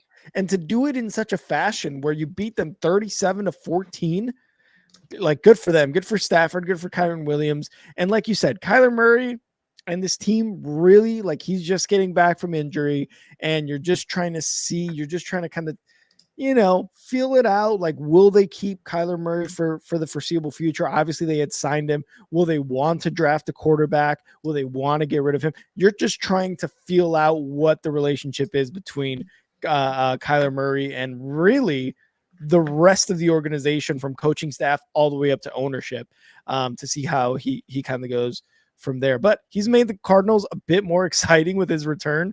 Yeah. But second worst team in the league, behind the Panthers. They just got outmatched. You know, I do think in a different day, in, you know, maybe a different part of the season, I think Arizona could have played more competitive. I think they're just getting to the part of the season where losing is really starting to take a toll. And you're seeing, you know, earlier in the season, remember we came on and we were like, everybody knows if they go to Arizona, it's a work trip. You're going to actually have to go down there and play, because after they beat the Cowboys, we were like, dude, Arizona's feisty. Now, when you're a feisty team and you continue to lose, it does take a toll on you. And I think this is the part of the season where Arizona just full on collapses. And I think this is the kind of win for the Rams. Crafty had a comment in, and what's up, Tyler? Happy to have you in as always. You look at the Rams, he said they haven't won a single game that wasn't against Seattle or the Cardinals. Now, I don't think Seattle's all that bad, for one. And for two, it's not who you play, it's how you beat them. Like, Dallas hasn't really played anybody competitive in their last 4 games, right? But the way they're beating them has us taking them serious. We're like, you may play a bad team. If you play a bad team close, that is something that we'll look at. Like, why is Detroit struggling with the Bears? No offense to the Bears, but why is Detroit struggling with the Chargers? Oh, Packers beat them. We could have predicted that if you just pay attention to how they were playing in the weeks before. Yeah. For the Rams, this is the kind of win that is it's a very good sign. It's not just Arizona's dog shit. It's the Rams beat them and put an exclamation mark on it, which is what you want to see from your teams. I think the Rams can build on this. Yeah, no, I like it too. And while Crafty has a very good point with that, right? Like, they've only won 1 game that wasn't against Seattle or Cards. It was the Cowboys, right? We had talked about it. Later in the season, man, the wins and the losses could look good or bad. But again, we talked about how Seattle's starting to dip, how the Packers and the Rams are starting to look like legit contenders. These are the games that matter. Fuck what happened in the past. Like, yeah, sure, you beat the Seattle Seahawks twice and the Cardinals twice or whatever, and you beat the Cowboys. Awesome. Can you continue winning, and can you continue getting into the playoffs? Like, I'm not trying to say anything to you, Crafty, either. We're just kind of talking about how important. Yeah, we're talking through it. How important these late season games are when the first 2/3 of the season we're like, yeah, this team isn't going anywhere. But now it becomes very important that these wins that they're able to compile it early in the season, they become very important for wild card. Totally agree. And the funniest thing happened. I got a text message yesterday around 12 o'clock. And Nice. Sex hour. You'll never believe what it said. It suck my dick. It said, Denver Broncos are the best team in the league. $30 wagered to pay out $2,280 for Denver Broncos to win the Super Bowl, which, by the way, is hilarious. And it came from Tyler. And it was funny because after Denver beat Buffalo, he's like, they're the best team in the NFL. He's like trolling. And then he's like, they'll never beat Cleveland. But Denver was like, Cleveland, you are down here and we are up here. Like I said, the whole 5-game winning streak, even the Packers, every game came down to the end. This was the first game where Denver just handled a team that I had in my top 5 for most of this season. And there was a lot of people that were like, Cleveland's really tough. This is going to be a different monster. They're really good defensively. Denver out physical this team. They were way more physical. The Cleveland Browns are a top 10 running defense. Denver only ran for 164 yards on the ground. I mean, it's one thing to like beat a team in an area that they're vulnerable at. Denver went at the strengths of Cleveland and dominated them. Russell Wilson didn't need to throw for 200 yards. That wasn't the recipe. The recipe was to slow down Myles Garrett and the pass rushers by running the football. So the haters want to say Russ only threw for 104, whatever, 140, I don't know. Not a lot. And it's like, who cares? We dominated the game. We almost scored 30. We forced 2 turnovers, and we ran for 164 yards. This was a great win by the Denver Broncos that I think that was the kind of win. People are saying that was the win that will take them serious now. Me personally, I need one more. I need Houston. I need Houston. But there's absolutely no disputing Denver's one of the hottest teams in the NFL. They are the hottest team in the NFL right now. There's not a team hotter than the Denver Broncos. And it's just weird to say, man, we were 1-5. And I'll give you one more stat. From week 1 to 6, when Denver was in that 1-5 gap, they defensively, the amount of points they were giving up per game compared to the amount of points that they're giving up on their 5-game win streak is single-handedly, statistically, the greatest defensive turnaround in history. And when I found that out, I said, we need to stop and realize something about this moment. We are in the middle of witnessing history, the greatest turnaround in NFL history in some ways. And it's so easy to just be like, oh, yeah, there's this one thing happening in Denver. Like, to fully appreciate this, we have to understand that we're in uncharted territory. We've never seen a team turn their season around. They're talking about giving Russ comeback player of the year for how he played in the beginning of the year. Like, no, Jesus. He can't even win comeback player of the year in this season. But it's like, maybe he should, I mean, he's the most efficient, second most efficient quarterback in the NFL, and he doesn't throw he's not fumbling, he's not throwing interceptions, he's protecting the ball, and now he's running. You see all these designed runs. He ran on a touchdown drive like 5 times. Do you think that what do you need for like this to like keep going, into top 5 kind of stuff? God. This is kind of the win that I said I needed. It's like, if they can like not kind of beat Cleveland, but if they can dominate Cleveland, I have to, I'm not being a Broncos fan. You know how I felt about Cleveland all year. Yeah, so, that's true. I mean, you had him number 5, number 4 at one point during our top 5. Yeah. So you 100% looked at this game. Yes, it's without Deshaun Watson, Who cares? You're still going up against that defense in Myles Garrett and the rest of that Cleveland Browns defense, which is tops in the league. And what were you able to do? You were able to hang 29 points on them. One other thing that I don't think a lot of people are talking about in this game, third down efficiency, turnovers, fumbles lost. There were no interceptions, but fumbles lost, and third down efficiency. Denver was 42% on third downs. Cleveland was 15. Sacks. Denver only gave up 1. Denver sacked the quarterback 4 times. And then fumbles, the turnover, 3-1 in favor of Denver. Like Denver was able to get the turnovers. They were able to get to the quarterback. They were able to stop them on third downs. You can look at the yards if you want in this game and be like, Russ didn't really perform. Did you have a 100-yard rusher? No, you had 164 yards on the ground between Russ, P. Ryan, and Javonte Williams, and I believe McLaughlin. Like, and even Marvin Mims had a 11-yard rush there, right? Like, just because one person didn't stand out doesn't mean that this was a complete team win. You hung 29 points on the fucking Cleveland Browns defense, and you did it in such a way where it was like, that is very impressive.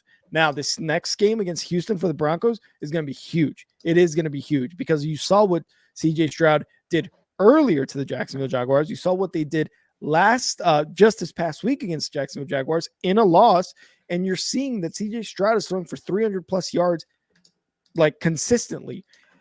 The defense for the Denver Broncos, I think, will have a very, very good game against CJ Stroud. Is it going to be close? I think it's going to be close. What I want to see, to kind of answer your original question, I think this is a game in which Russell Wilson is going to have to throw for more than 134 yards, whatever it is he threw for. I think this is one where he has to throw for at least 250 and 2 touchdowns.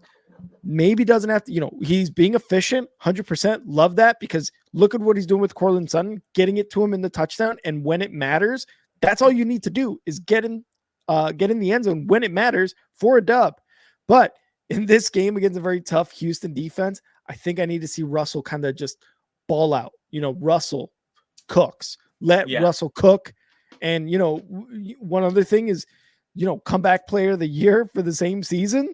I mean, he deserves it because, he went through. We've definitely gone through some tests, gone through some trials. So he's definitely like up there for stuff like that. I just really need to see. Houston. I need them to beat up Houston, man. I really need them to beat up Houston. And it's going to get into like, okay, Broncos, 6 in a row. They just beat the Chiefs, the Bills, the Browns defense, and a Houston team that is like rock solid. Yeah, Broncos are free. And it's a lot of change when you bring in a head coach. And it's like looking at the strength of opponent that they have gone through in that 5-game winning streak, and this is like, no, don't get greedy. But I can't help but think, oh my God, earlier in the season, dude, fucking dicking around with the Commanders and Raiders, losing to the Commanders and the Raiders, and almost losing to the Bears. Like, could you imagine, like, if the season started right now? Like, I think we beat the Raiders. I think we beat the Commanders. Like, who knows what Sean Payton could turn this ball club into next year? Like, this year we can't do anything about those 5 losses. And there's probably going to be 2 more. I hope not, but there's a chance that, that there's 2 more and they finish 10-7. Maybe that's enough to get in. But, what would really just be awesome is if Denver could just win out. Maybe they lose to Detroit, but they should be able to beat the Chargers, the Raiders, and the Patriots. But we'll see. Next week they play Houston, as you said. Cleveland was the 12th best run defense in the NFL, and Houston's the 8th. So it's going to be more challenging to run the football. I don't think that they need to change. Like Russ needs to cook. I think you got to just keep doing what's been working. Sure, you might have to air it out more because we were winning that whole game, so there's no reason to run or to pass. But might be a different game though. Yeah, we're winning every game. Russ is throwing under 30 attempts, right? That's also true. Nathaniel Hackett had Russ thrown 48 times a game. Denver is a great running football team, and then they make you commit to stopping the run, and then they beat you at the pass. And Russ is proving that on key third downs and fourth downs and red zone. Denver's the most efficient red zone team in the NFL. What? Insane to think about from where they were last year. Exactly. I just that it's all up, right? It's It all is. on the up and up, and who knows? This is a team that as a fan, I have no idea what their ceiling is. I don't know if this is it right here, Mm-hmm. and I don't know if they could, because I'm starting to think like maybe they could even win a couple playoff games. Like I know it's crazy. You want to But be hot going into the playoffs. Like you want to be hot. Like, yeah, you could kind of point to other teams that have gone into it hot and have struggled and have lost, but it's not a bad thing to go into the playoffs hot, man. Not at all. what if they win out? That would be insane. I do want to mention on the other side with Cleveland, though, real quick. Dorian Thompson-Robinson got hurt in this game. He threw for a touchdown, threw for 134 yards, and then you had PJ Walker come in. Jerome Ford rushed for I think like 75 yards or something like that. Like he had a good game. And Njoku, you had Elijah Moore, Mari Cooper getting passes here and there. But for the Browns, man, their defense is so good, but their offense is going to struggle no matter what, because as a defense, you just have to stop the run with Jerome Ford and what's his name? Kareem Hunt. You have to stop the run, and you can force Dorian Thompson-Robinson, if he comes back after this game healthy, or PJ Walker. They're not Deshaun Watson. They're not Deshaun Watson of 3-4 weeks ago. They're not him. So you stop the run and you're able to get into the red zone and score more often than not, at least get some field goals in that range. And you are going to come out with a win against the Cleveland Browns. And it's not going to be that difficult. The Cleveland Browns are going to struggle for the rest of the season without Deshaun Watson. I agree. I think the losing they start sacking L's, and they're still good enough to beat, I would say, like 40% of teams with the defense they have. But if they play a team like, Houston or Denver, like some of these other teams, like even the Steelers, I would think would win. The Chargers. Right now. The Chargers, there's a lot of teams, but there's also some shitty teams that I'm like, maybe Cleveland wins. I mean, look, we thought they were shitty this whole time, and they won 5 of their last 6. Mm-hmm. So this is a team that, it was like, it'd be like if the Steelers lost next week. It's like, we've been waiting to pounce on you and tell you that, you're going to start losing now. But the truth is Cleveland has been winning these games. So I'm going to hold off, but I agree. I think they start stacking L's, but they've been proving us wrong this whole season with 100%. The way they've been playing. And if Denver could win out, only 2 more challenging games, Houston and Detroit. There's 3, the Chargers may be hard, but they're just not playing good. The Raiders, I think they can win. And then the others, the Patriots, maybe the worst team in the league. So if they could win out, their final record would be 12-5, which is crazy, from going 1-5 to 12-5. It's a long way ahead, but if they do get that record, I think there's a serious argument to be made that they would potentially win the AFC West. And let's talk about that other team, the Kansas City Chiefs and the Las Vegas Raiders played. Kansas City, man, they lose to Philly. They lose. It's like they lose and they win, lose. And they were even down 14-0 at one point in this game. But the Chiefs were able to get it going and come back. And I'm glad Travis Kelce probably needs that. But because it's that weird part of the season where I'm like, well, I don't want the Raiders to win and be in our wild card spot. But like maybe later in the season, if the Chiefs have more wins.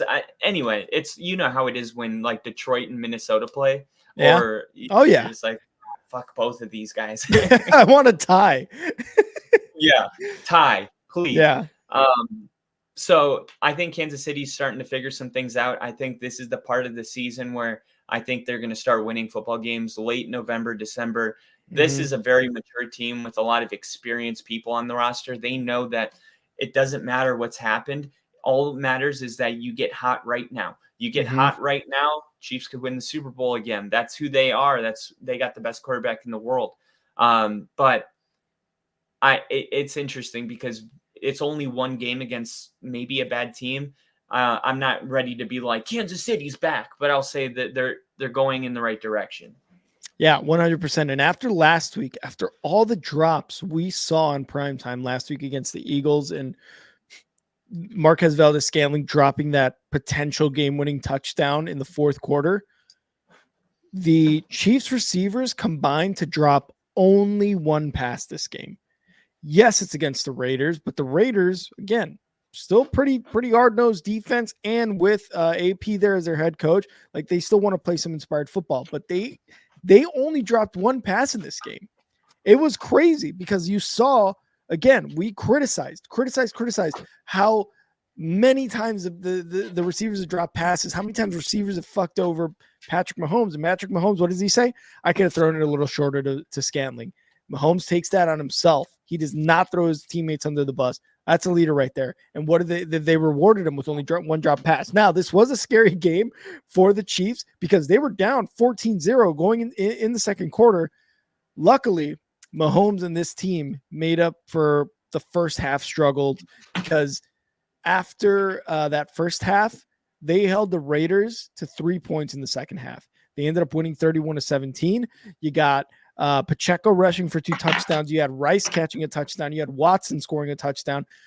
Again, one drop pass, and look what happens. You're getting touchdowns to Rice and to Watson and all these guys, and you got the running game going crazy with Pacheco there. So great kind of like get right game in a sense. Like they weren't on a losing streak. They didn't look like total shit against the Philadelphia Eagles, but with all those drop passes, you see what they do. They were able to turn it around in a week, and they were able to come back to win against the Raiders. The Raiders scored early. They just did not score often, man. Myers and Jacobs each had a touchdown in the game. Obviously, the 14 points in the first half, and Carlson was 1 for 2 on field goals. But again, the defense for the Chiefs, dude, they're so good. They're so good. We talked about the Chiefs not being able to score in the second half of games for like 3 weeks in a row or something like that. They made that happen to the Raiders in the second half. Only 3 points in the second half. This Chiefs defense, like we've said all year, is dominant when it needs to be, and that's going to be huge going into the playoffs for them. Huge. Yeah, couldn't agree more. Yes, couldn't agree more. I'm going to get that Nick Bosa voice just at any point in the podcast. I can go, couldn't agree more after you make a great point. That's going to be a good one to add to it. We'll definitely hear that like once every 3 weeks. Get it? Because I said I'll use it every time you make a good point. Wow. And that's the end of Only Football. Thank you guys so much. You guys can unsubscribe from the chat. Just kidding. Don't do that. Please don't. Please don't. We need you. Yeah. All right. This next game, Rick, this next game was a game. Yes. And I said the whole time during the stream, because I know you had to jump off for a second, but everybody was like, Buffalo. And I'm like, the Buffalo will win. Now, Philly will win. One thing we can say for sure is that this is just kind of who Philly is, right? And they're very comfortable in these type of games. And at no point, they're so comfortable in these type of games that even as a fan, when they were down 14, I'm like, they'll be back. Yeah. They'll be back. And then even when Buffalo won the coin toss, it's okay. Philly will win the game. And they do. And it's like they Buffalo kicked the field goal. Philly needed a touchdown. It's like, no problem. And I have my doubts about Philly a little bit sometimes. I don't know how good Buffalo is right now. They're a very hard team to gauge. I think that they could win the Super Bowl this year. I just think it's a matter of getting hot at the right time. And I think Buffalo's the type of team that could be like, when the Giants won it, you get hot at the right time, and all of a sudden Buffalo beats a weaker AFC team. They get that momentum, and next thing you know, they're in the AFC Championship game, and they got to beat the Chiefs, and who knows? So Buffalo is definitely a lot better since firing Ken Dorsey. They've improved drastically, and it's 100%. Just a shame that their effort is going to go in vain. This will not be remembered as oh, Buffalo made some really big strides. This will be remembered as Philly won. That's it. Fans might remember that they played close, but it goes in the loss column. So you could say that all the effort was in vain because they weren't able to close. Mhm. And I just don't know how many losses Buffalo can afford to take. But this is, their hardest remaining game. So who cares? It's like if they only had one more loss to give, Mhm. it's kind of like Green Bay. Like they can lose one more and they play the Chiefs on Sunday. So people That's it. people might think like if they lose to the Chiefs, it's over. But if Green Bay wins all the other ones, they're in. So we're at that time where a loss feels like it's backbreaking. But you just have to understand we're at the part of the year where most teams can afford one more loss. And I think this is Buffalo's one. They have to win the rest. And I think they can. Oof. That's a good I think they can. I hope Play they Miami can too. Yeah, I think they can win all those. I hope they can because dude, it's getting to the point now. We talked last season, only football season 1 about Joe Burrow and Josh Allen and how they had the rivalry and how Joe Burrow and the Bengals have his number, this and that, right? Josh Allen, everybody better be careful about saying the word overtime around Josh Allen because he has nightmares about that shit. He is 0-6 in overtime in his career. 0-6 in overtime. This is something that as a Bills fan, really, who has seen Josh Allen go from a bad quarterback, someone nobody liked the first 2 seasons, to being the guy who got them into the AFC Championship a couple of years, right? But overtime is his what do you call it? Is his Achilles heel? Is his kryptonite? Kryptonite, yeah. That's what it is, man. As a Bills fan, you did not want to see this game go in overtime because Josh Allen and the Bills in overtime, rough time. And it happened again against the Philadelphia Eagles. Jake Elliott made a game tying field goal. I think it was 59 yards in like the wind and the rain. And to credit Jalen Hurts and this Eagles team, to kind of like what you said, right? Like even though they were down 14, they're like, they'll be fine. After he made that game-tying field goal, Jake Elliott, the camera panned over to Jalen Hurts, and he was mad. Why was he mad? Because they should have won this game in regulation. He knew that kick was going to go in. He knew everything was going to be fine, but he's like, fuck, I wanted to win this in regulation. And that is just what separates some people. Because Jalen Hurts and the Eagles right now are looking like the Chiefs of the first few seasons with Patrick Mahomes. And even still, like, what happened to Patrick Mahomes against the Raiders? They were down 14-0 in the second quarter, and yet they came back and destroyed them. That's what the Eagles did in this game. Jalen Hurts was pissed that they couldn't win in regulation, and they went into overtime, went all the way down the field, and guess who had the game-winning touchdown? Jalen fucking Hurts. Rushed it in. And the post-game interview, he was like, I could have done better. Our team could have done better. We could have done better, blah, blah, blah, blah, blah. He wasn't smiling. He wasn't happy about the win. He's like, you know what? We need to improve. With that mindset, man, the Eagles are looking like, man, they're going to be a fucking force to reckon with in the playoffs. And again, back to the Bills and Josh Allen. It sucks because you kind of fucked around in the beginning of the season, and we talked about it before. You had some losses that were kind of questionable, and you're like, the Pats, this team, you lost to this team. What the fuck? And now it's starting to come back to bite them in the ass. Kind of like what we talked about the Rams.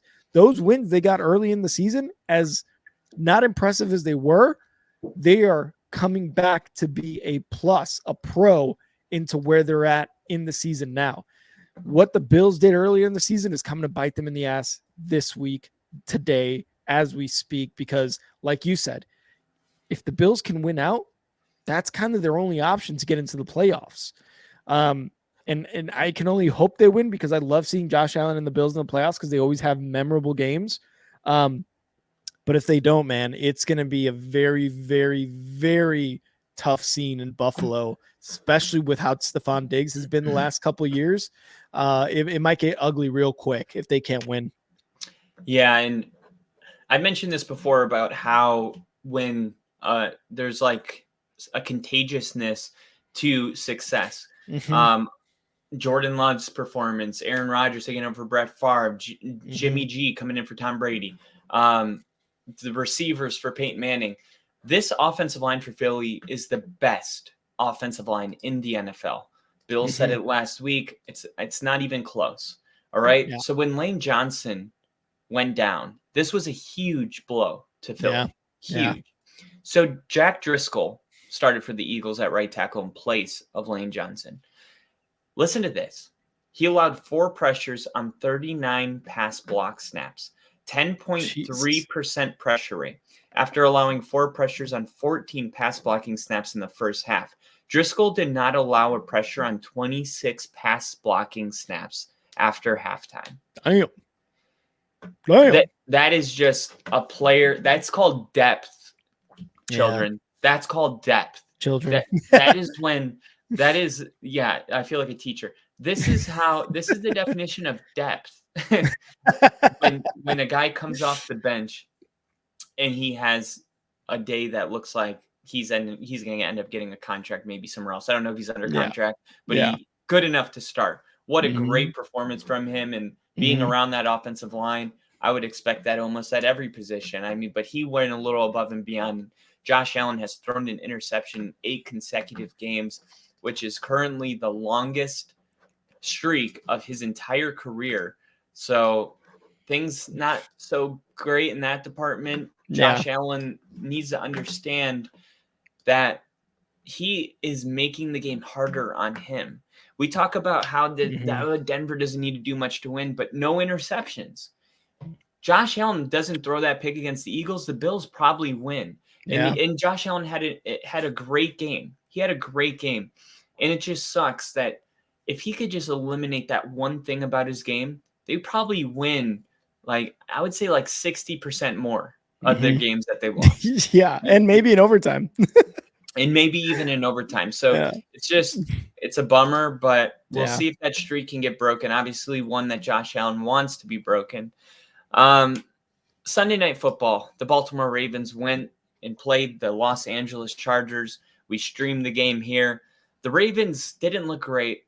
They did not. They did not. They're missing Mark Andrews, and it looks like a real problem.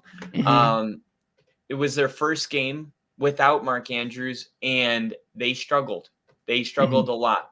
Jadeveon Clowney had a strip sack in the fourth quarter. That was a huge play that kind of sealed it for the Ravens. But this is definitely a game where the Ravens come away looking less scary than they were 1 week ago.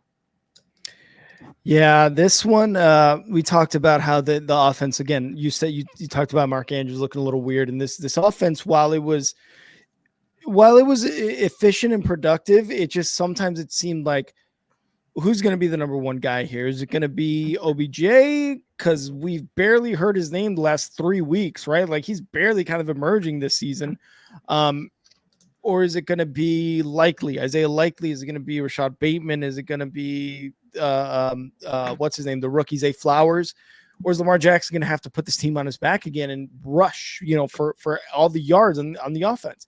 It's starting to become okay, you got some guys in the offseason, but really Mark Andrews continues to be this guy that is really the anchor of this offense. And it kind of showed, because what they did to Seattle, what they did to Detroit, they put up mad points on him, completely shut him down. And while the defense basically did this to the Chargers, the offense wasn't as impressive. And we talked about the Los Angeles Chargers defense not being good. They're one of the worst in the league in a lot of categories, especially their secondary. So to not be able to do this against the LA Chargers in terms of getting a lot of points and doing to the Chargers what you can do to the Detroit Lions or the Seattle Seahawks, kind of questionable as to what the offensive game plan is here without Mark Andrews.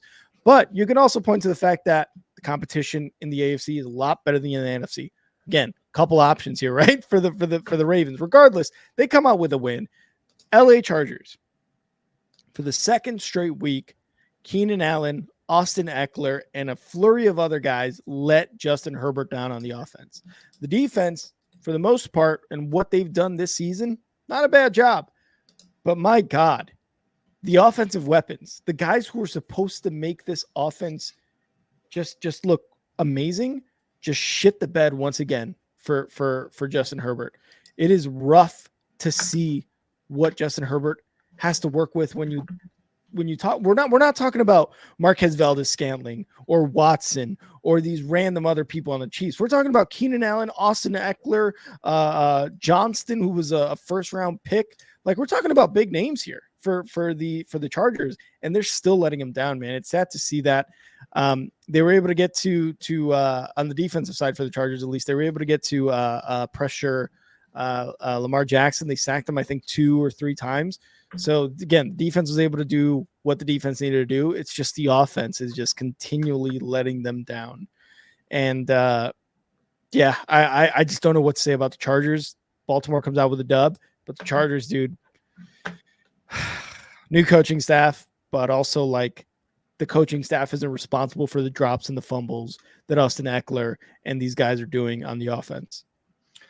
Yeah. And I are you still like good with the Ravens being where you have them? Because I know you had them at number 2 in the power rankings on last week. So are you still feeling that way? You'll have to find out during top five. Oh, fuck you. I'm kidding. Yeah, dude. Well, the last thing I'll say about this game is that the Chargers are officially done. This was it. This was it for them. This was the nail in the coffin. I don't think it matters if they win out. And the fact that we would even think that they could win out is ridiculous because they haven't given us any reason to believe that they are going to turn their season around. And this is Staley's final year. I think it's pretty clear after the Packer game because I remember I said the Packers win, Staley's fired. They didn't fire Staley even though the Packers won. And I'm finally like, okay, they're going to ride this out for the rest of the season and they're going to rebuild next year. Now, the right guy comes in, the Chargers could win a Super Bowl.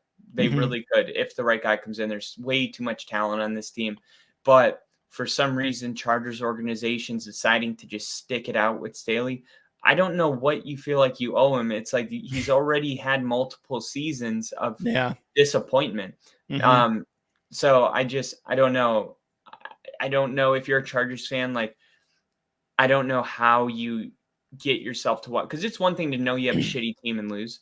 It's another thing to have a really good team and just fuck up every single week and have a whole verb created just from how bad you are. They're going to charge her. They're going to charge her. They're going to charge her. And a lot of people saying Broncos Ravens in the playoffs. And a lot of people, just Kyle. No. It was in the comments. It was little E.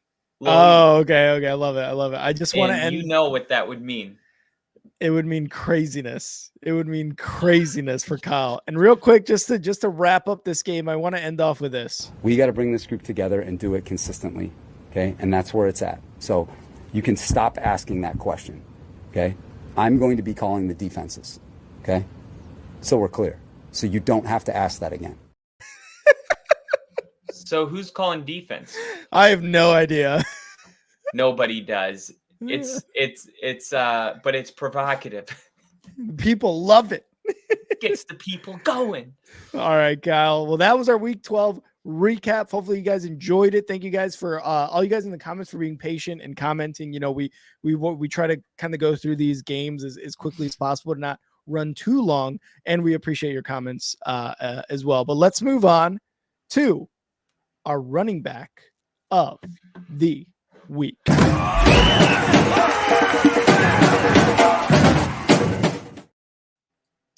All right, Kyle. So running back of the week, if you guys are kind of new to the show or have been around, we pick a running back or running backs for this past week that really kind of wowed and you know, more or less went above and beyond for their team or just really had some good games. So Kyle, would you like to go first or do you want me to go first? Yeah, I'll go first. Kyron Williams is the first one that I'm going to name.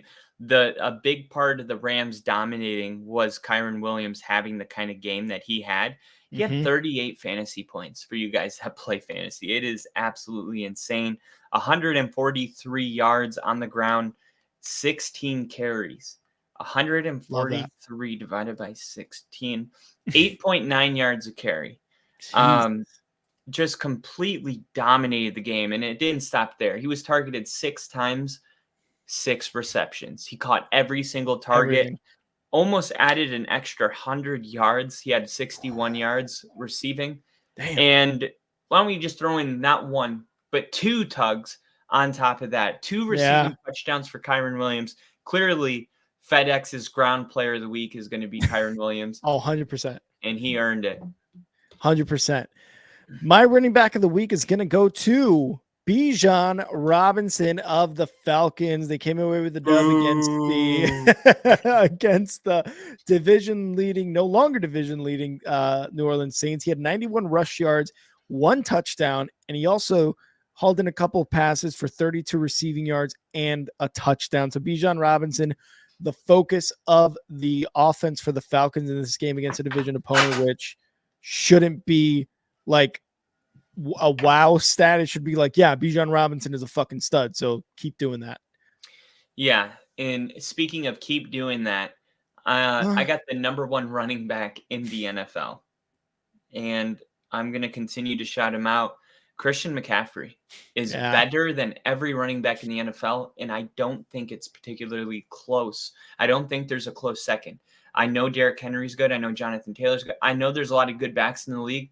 CMC's better than all of them, and he's better than all of them, dude. Like, I watch him run the football, and I watch a lot of football, right? It's kind of mandatory on the channel. Of course. And there's just no other running back that when he gets the ball and there's nowhere to go, somehow patience mixed with extreme ball carrier vision, mixed with elusiveness, mixed with speed, and the power to finish. It is a beautiful thing to watch. Christian McCaffrey is the best running back in the NFL. He had 19 carries, 114 yards, 5 receptions, 25 yards, 2 touchdowns. Just another day at the office for the greatest running back in the NFL. Love it. Love it. CMC just continues to be a fucking workhorse. And another workhorse who is not on the same level as CMC, but was once very feared for like a few seasons there in a stretch. Derrick Henry. Derrick Henry, 76 rush yards and 2 touchdowns this game for the Titans. And again, the stats don't necessarily just jump off the page, as people say, but what happened to Derrick Henry once he was able to get all this done? He became only the 8th running back in NFL history to rush for 9,000 yards and have 80 touchdowns before turning 30. Huge accomplishments by Derrick Henry and what he's done in his career. It's sad to see that the Titans really only had like 2 good years there, that they went into the playoffs, and he really wasn't able to make a difference, I would say, in those games or in his career to get to a Super Bowl. But he's going to go down in history, man. He is going to be one of the best running backs in this era. And I mean, you just look at him and you're just like, yeah, he's a running back of the week, if not running back of an era. Totally agree. He's 100%. He's going to win all decade. 2010 to 2020, he's going to win. And real quick, this comment, Jinja, love it. I'm sorry you had a bad day. All good on the commenting. See you again Thursday night, Jinja. And your Colts are doing well, man. Colts are doing well. Every storm runs out of rain. You're in my thoughts and prayers, Jinja. Always. Kyle, did you have another running back, or did you cap it at 2? I capped it at 2. Same. Okay. So now we've got probably the best segment I think we've created here on Only Football. Kyle, it's time. Top 5, no debating. Top 5. Top 5. Kyle,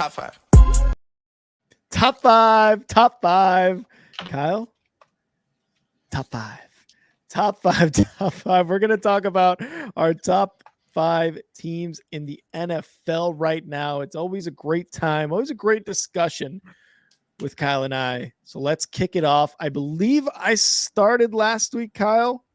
So now it's up to you. gonna start something new on top 5. I'm not gonna go into it. I'm not gonna elaborate on it, but 7 and 6 are now gonna be my honorable mentions. So number 5, I have the Jacksonville Jaguars. Honorable mentions, the Broncos and Texans, which means they're knocking on the door. Jacksonville's playing really good football. Oh shit. Oh, I have Jags at 4. It's the Chiefs at 5. Sorry. Oh, I didn't mean to. wow. I didn't mean to. I'm literally ruining the sanctity of top 5. I got the Chiefs at 5. I think at 5. The Chiefs are playing whatever. They have Mahomes, so they're going to be on the top 5. Defense is really, really good. Finally, the offense putting up 31 points. I think they're trending in the right direction. If I had to make a list of 5 teams I don't want to play right now, Chiefs are on the list. Yeah, for sure, for sure. My number 5 team, and you asked about it earlier, is actually the Ravens. The Ravens, again, you talked about, you had them on your top 5. Are they still in there? Yes, they are at number 5 because the teams above them have moved up significantly because of their play over this last week. The Ravens struggled against the Chargers. Their defense was able to kind of put them away, and their defense is good. The defense is really good. It's just, we talked about Mark Andrews and how this offense kind of looks a little out of whack, and it seems to be more on Lamar Jackson. So they fell to my number 5. But hey, being in the top 5 in the NFL, still pretty damn good. And they're the AFC division conference leaders as of today. All right, number 4, I got the Jacksonville Jaguars. Whoa, no way. I think the Jaguars win over the Texans is a really big win. I think Trevor Lawrence and Doug Peterson have great chemistry. And the reason Jacksonville, I think, could even climb in the next weeks is because it's like Trevor Lawrence just found out that Calvin Ridley is really good at football. Like, you see how – because Calvin Ridley I said this 2 years ago. Calvin Ridley is the best route runner in the NFL, period. And he had that suspension, and he kept himself in football shape. He has the ability to be the NFL leading wide receiver. Like, he has that kind of talent. His ceiling is ridiculous. He has Hall of Fame ceiling. And we thought Trevor Lawrence and him were just going to kind of hit it off right away. It's not the case, but it's never too late. It's never too late, because here we are in late November, and Calvin Ridley and Trevor Lawrence look like they have this great chemistry. Jacksonville's defense is good enough to get the job done. Like, they remind me of the Bengals defense when they went to the Super Bowl. It's like, it's not the greatest defense in the NFL, but it's good enough to go to a Super Bowl if you have a great offense, right? That's like kind of how the Chiefs been doing it the last couple of years. But I think Jacksonville's even better than those defenses. They're a very complete team. They win all of their tough games. They lost to the 49ers. That was an ugly loss, but that feels like a long time ago now. I like it. My number 4, and Kyle might hate it. I think he might. I'm going to do with the 49ers at number 4. Last week, I had them at See, I told you Kyle would hate it. Last week, I didn't even have the 49ers on my top 5. Kyle, you some bitch. So I don't want to hear it. This week, though, after a tough NFC West division matchup, they destroyed the Seattle Seahawks. And I love it. He's got the Brock Purdy shirt on. I love it. No, wait a minute. What were you saying? I did not have the 49ers on my top 5 last week. They jumped all the way to 4. If I wanted to, they could be at 5 right now, and you'd hate me even more. But the 49ers destroyed the Seattle Seahawks. They're starting to roll again, and they're going to, if they continue to roll, man, they're going to make it back up to number 1 if they continue to beat teams the way they've been beating them, kind of like they were earlier in the season, right? So they're number 4. They weren't in my top 5. Dog shit. So 49ers at number 4.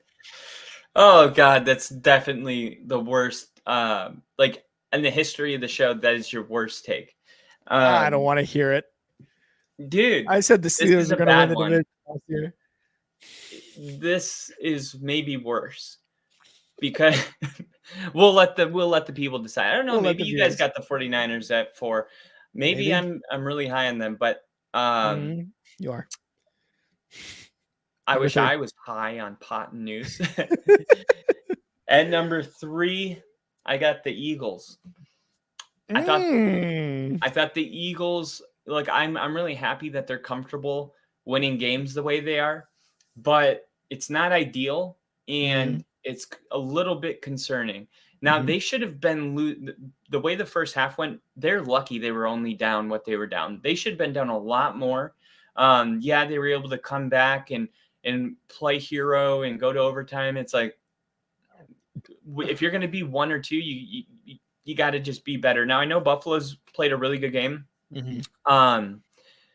But it's more for me that I'm seeing this every week. It feels like, and there's some other teams that are not doing that every week. And I think it was time, even without the head-to-head matchup, for me to make a switch. So Eagles come in at 3. And if you're saying no way, dude, they should be at 2, then I would tell you, like, I don't disagree. Like, obviously I went back and forth with this one a lot. But it's a top five, and it's going to change every single week for the most part. And I'm just making a switch this week. All right. I respect it. My number 3 team is going to be the team that was down 14-0 in the second quarter and came back and destroyed the Broncos and destroyed the Raiders. I'm going with the Chiefs at number 3. Their defense has done a lot of the talking this season, and it continues to be a point of emphasis for this team. We're going to talk about the defense until they lose a very, very important game, which will probably be in the playoffs. We're going to be talking about this Chiefs defense and how good they are this entire season, and Mahomes and what they did after all those dropped passes against the Eagles, what they were able to do in this game. Only 1 dropped pass. Again, I mentioned it earlier. Good enough for number 3 on top 5. All right. At number 2, I got the Dallas Cowboys. Woo! You talked about it. Like, Dallas is playing Thursday night. They're going to beat Seattle. And then week 14, they're playing Philly. So, we're going to find out how crazy this is one way or another in the next 2 weeks. But the Dallas Cowboys are murdering everybody that they play. Like, Mike McCarthy he's a good play caller, I guess. We weren't sure in the beginning of the year. Yeah. We talked about Aaron Rodgers maybe carrying him. The Cowboys have flipped a switch, and it's crazy to think, with the way they're playing right now, there's no way that this team would have 3 losses. Had they not lost to Arizona, I don't think they would have lost to Arizona, and I don't think they would have lost. They lost the 49ers, but there was one more game that they would have won, and I think they would be tied with Philly. And if they have the same record as Philly, then you would look at it like, okay, well, who would win head-to-head? Right now, I'm not sure, but the game will be in Dallas in 2 weeks, and me putting Dallas at 2 probably gives you a hint of who I think wins that game. The Broncos, yeah, for sure. My number 2 is also the Cowboys. I've also got the Cowboys. Again, Rick agreed with me. Boo! What a piece of shit! What a follower. No, I for all the same reasons you said, man. The way they've been playing, the way they've been murdering teams. It's just that now it's starting to get like, now they're going to play Philly, right? They've been able to beat the Commanders, and they've been able to beat the Giants. They've been able to just demolish the Giants, by the way. Sorry, Bill. But they're going to get to play Philly now. And these games are going to be very crucial to how we view Dallas and the Cowboys going forward, going into the playoff picture. They're going to be very crucial. But Dak has been playing his ass off. The defense is playing their ass off. CeeDee Lamb, even Brandon Cooks has been doing really well. And we talked about Brandon Cooks pretty extensively over the offseason about how he can't stay in certain places under certain coaches. He seems to have found a fit here in Dallas under Mike McCarthy. We'll see if that happens. Either way, Mike McCarthy and that offense rolling right now. Cowboys are number 2. All right. And number 1, I got the 49ers. I think the 49ers are the best team in the NFL. I don't really know if we're going to need a head-to-head game It's the NFL. I think if 49ers play Dallas or Philly, I think all three, no matter how you combine those games, they're close games. I would just feel like San Francisco is just so much better, man. Like they are legitimately, they've been back for a while now. They destroyed the Jags. They flipped the switch, and Seattle never had a chance to win that game, dude. Seattle's not a bad team, but the 49ers are a great team. I don't think this is even an argument. I know it is because you don't have them at 1, but I really feel that I'm surprised that we didn't agree on this. I'm surprised that the 49ers are so high on my list. And, we've had times where like I got them at 1, you got them at 2, or I got them at 2, you got them at 3. But we're pretty far apart in this one. You got the 49ers at 4. Yeah. And I got him at 1. So I'm intrigued to know you're number 1. But Brock Purdy is playing really good football. The defense is playing great. McCaffrey, he should be up for MVP. He should be up for MVP. I agree. They're airing it out to Brandon Ayuk, and Debo's running the ball again. Like they had a lot of designed runs with Debo. Once they acquired CMC, they kind of slowed down with Debo runs. Debo was running a lot. They're getting everybody involved. George Kittle's one of the best in the league. Like the 49ers can win the Super Bowl this year, and I think they should actually. So my number 1 team, and I think it's the Eagles. They're 10-1. They're the best team in the league record-wise. I will admit to that. Record-wise, they are the best team in the league. They've beaten so many good teams. They've beaten teams in the AFC. They've beaten teams in the NFC. And they've beaten them, minus the Jets, which, Jesus Christ, they would be undefeated right now in week 12 if it wasn't for the fucking Jets. But they've beaten a lot of teams. And while it's been close, they've beaten the Chiefs, they've beaten the Bills, they've beaten not the Bills, or not the 49ers, the Bills, the Chiefs, they've beaten the Cowboys, they've beaten on their division. And next week, they're going up against the 49ers. So my 1 is going against your 1 next week in week 13. So that's going to be a very good game. I don't necessarily I don't hate the way they're winning. It's very reminiscent of the Vikings last year where you're like, how the fuck are they at 13 wins when they've been outscored or when these games have been by 3-4 points, right? I can see why that's worrying. The thing is, right, like with Jalen Hurts, the way his mind is set, the way this team is, you go into the games and you kind of said it, which is the feeling across the league, I think. Even if the Eagles are down 2 scores, it's all right. We still got an entire half to play. They got booed going into halftime this past week against the Bills. And what happened? Jalen Hurts came out and absolutely annihilated the Bills in that second half and in overtime, right? They found themselves in a situation where they needed to kick a field goal to get in overtime. But still, it was like you saw Jalen Hurts on the sideline just be pissed that he couldn't win in regulation. I can see why the worry is there about these are close games. But I kind of like it because when you look at the competition they've had, they go into the playoffs. They got to beat the NFC teams, and they go into the Super Bowl. They can beat an AFC team in the Super Bowl. They can continue to beat AFC teams the rest of the season if need be. I'm going with the Eagles and the way they can just kind of crawl and kick and punch and just claw their way to these wins. I like the resiliency. Yeah, no, I mean they're the best record in the NFL. And they're winning most of their games. So, I mean, they're definitely that game is going to be insane. The Eagles and the 49ers. And this comment from Bill, I wanted to say, I addressed this actually last week because I talk about how the NFC is not good. And then like Bill says, 3 of the team on your list are NFC teams. This is the best way I can say it. 1 through 3, like if you take the NFL, not AFC or NFC, the top 3 teams in the NFL are in the NFC. Then there's a huge drop where the maybe you could say Detroit, right? But then there's a huge drop where you get to, Commanders and Giants and Bears and even the Vikings right now, like the Cardinals and even the Seahawks aren't that great right now. So with the AFC though, you don't have a team in 1 through 3, but if you go from 4 to 15, load that bitch with AFC teams. Yeah. You know what I mean? 100%. And that is why when you look at the NFC, there's a team that is 9-1, 10-1. There's a team that's 9-2. There's a team that you go to the AFC, everyone's 6-5. You know what I mean? Because if the NFC was a division where the Cowboys were playing a team like Philly or like the 49ers every single Sunday, which is what the AFC is. Yeah. And not like they're not that great as those teams, but when we're talking about just level of competition, it would be equivalent to that.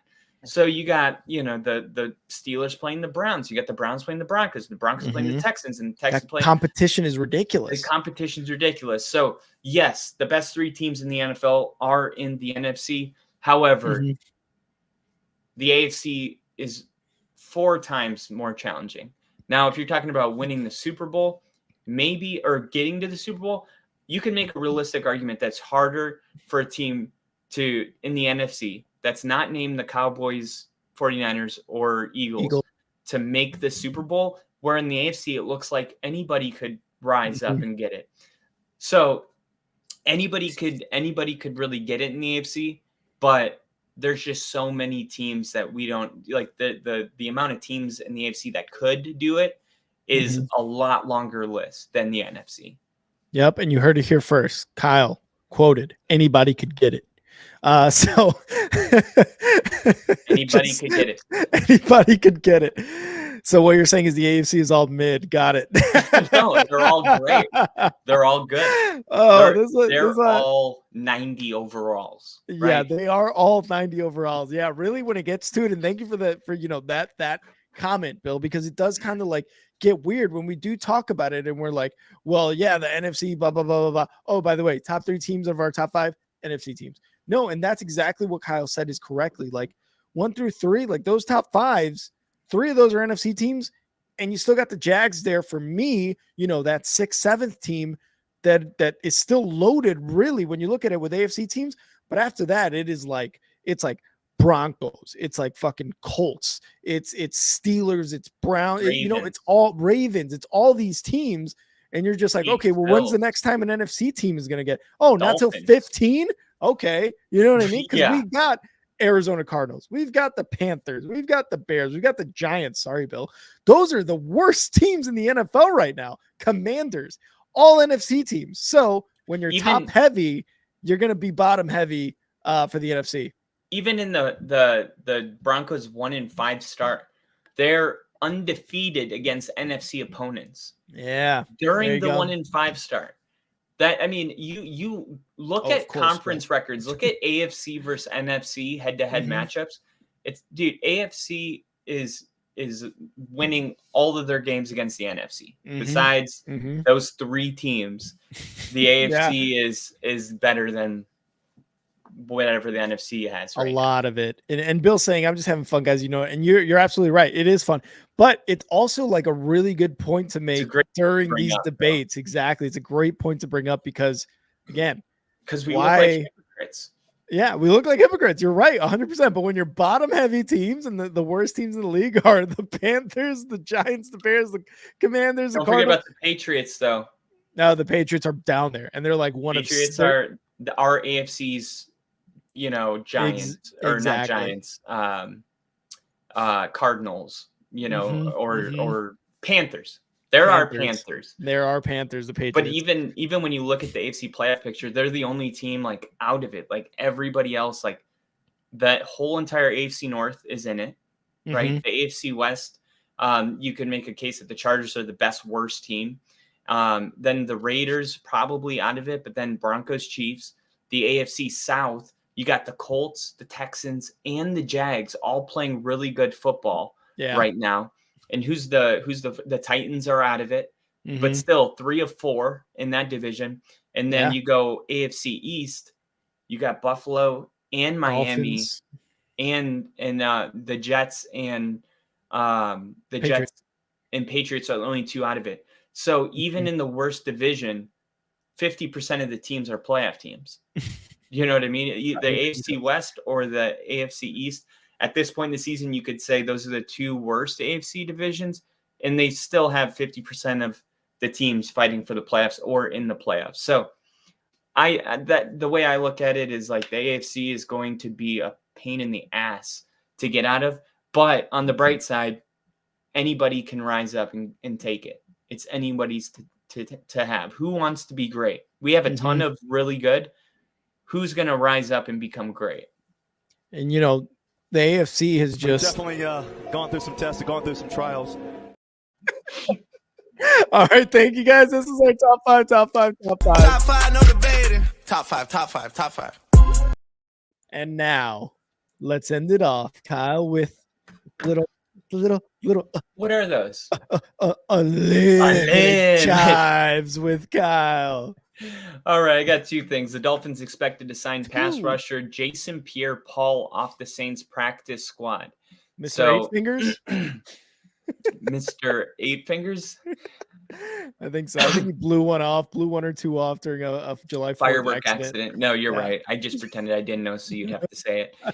He did that playing for the Giants. Yeah. He was he's 34 years old. He was a first-round selection in 2010 by the Giants. Played 8 seasons for New York, 4 with Tampa Bay. Last year, he played with the Ravens before he joined the Saints. So he's basically coming back to the Ravens to play with them again. Last year, Pierre-Paul signed with the Ravens for a couple of games into the season and started 13 games. He had 3 sacks and 26 tackles. And now he's going to come back and hope to bolster the Ravens defense is already so good. And staying in the AFC North, the Bengals quarterback Joe Burrow underwent successful wrist surgery. He's going to rejoin the team this week to begin his rehab. So Joe Burrow's road to recovery is set to get underway with the Bengals this week. This was the exact statement. Joe Burrow underwent successful surgery on his wrist today. The procedure went as planned, and he's expected to make a complete recovery. Joe will return to Cincinnati this week to be with the team and begin the rehab process. Let's go, Joe. Good we news did it, for Joe. Healthy surgery, great doctors, best in the world. The Bengals aren't going to get him back this year, but should be good to go next year. And the Ravens signing Pierre-Paul. Those are my chives.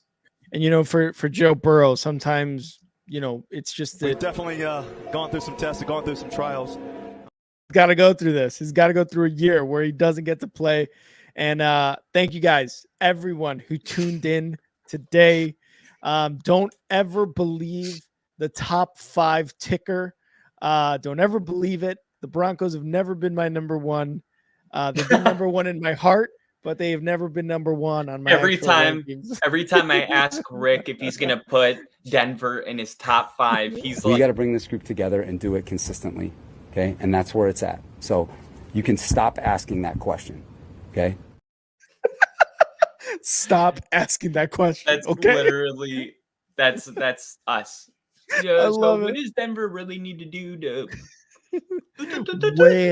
win? No, I'm just kidding. They're never going to be in my top 5, so you can stop asking that question. Stop asking the question right now.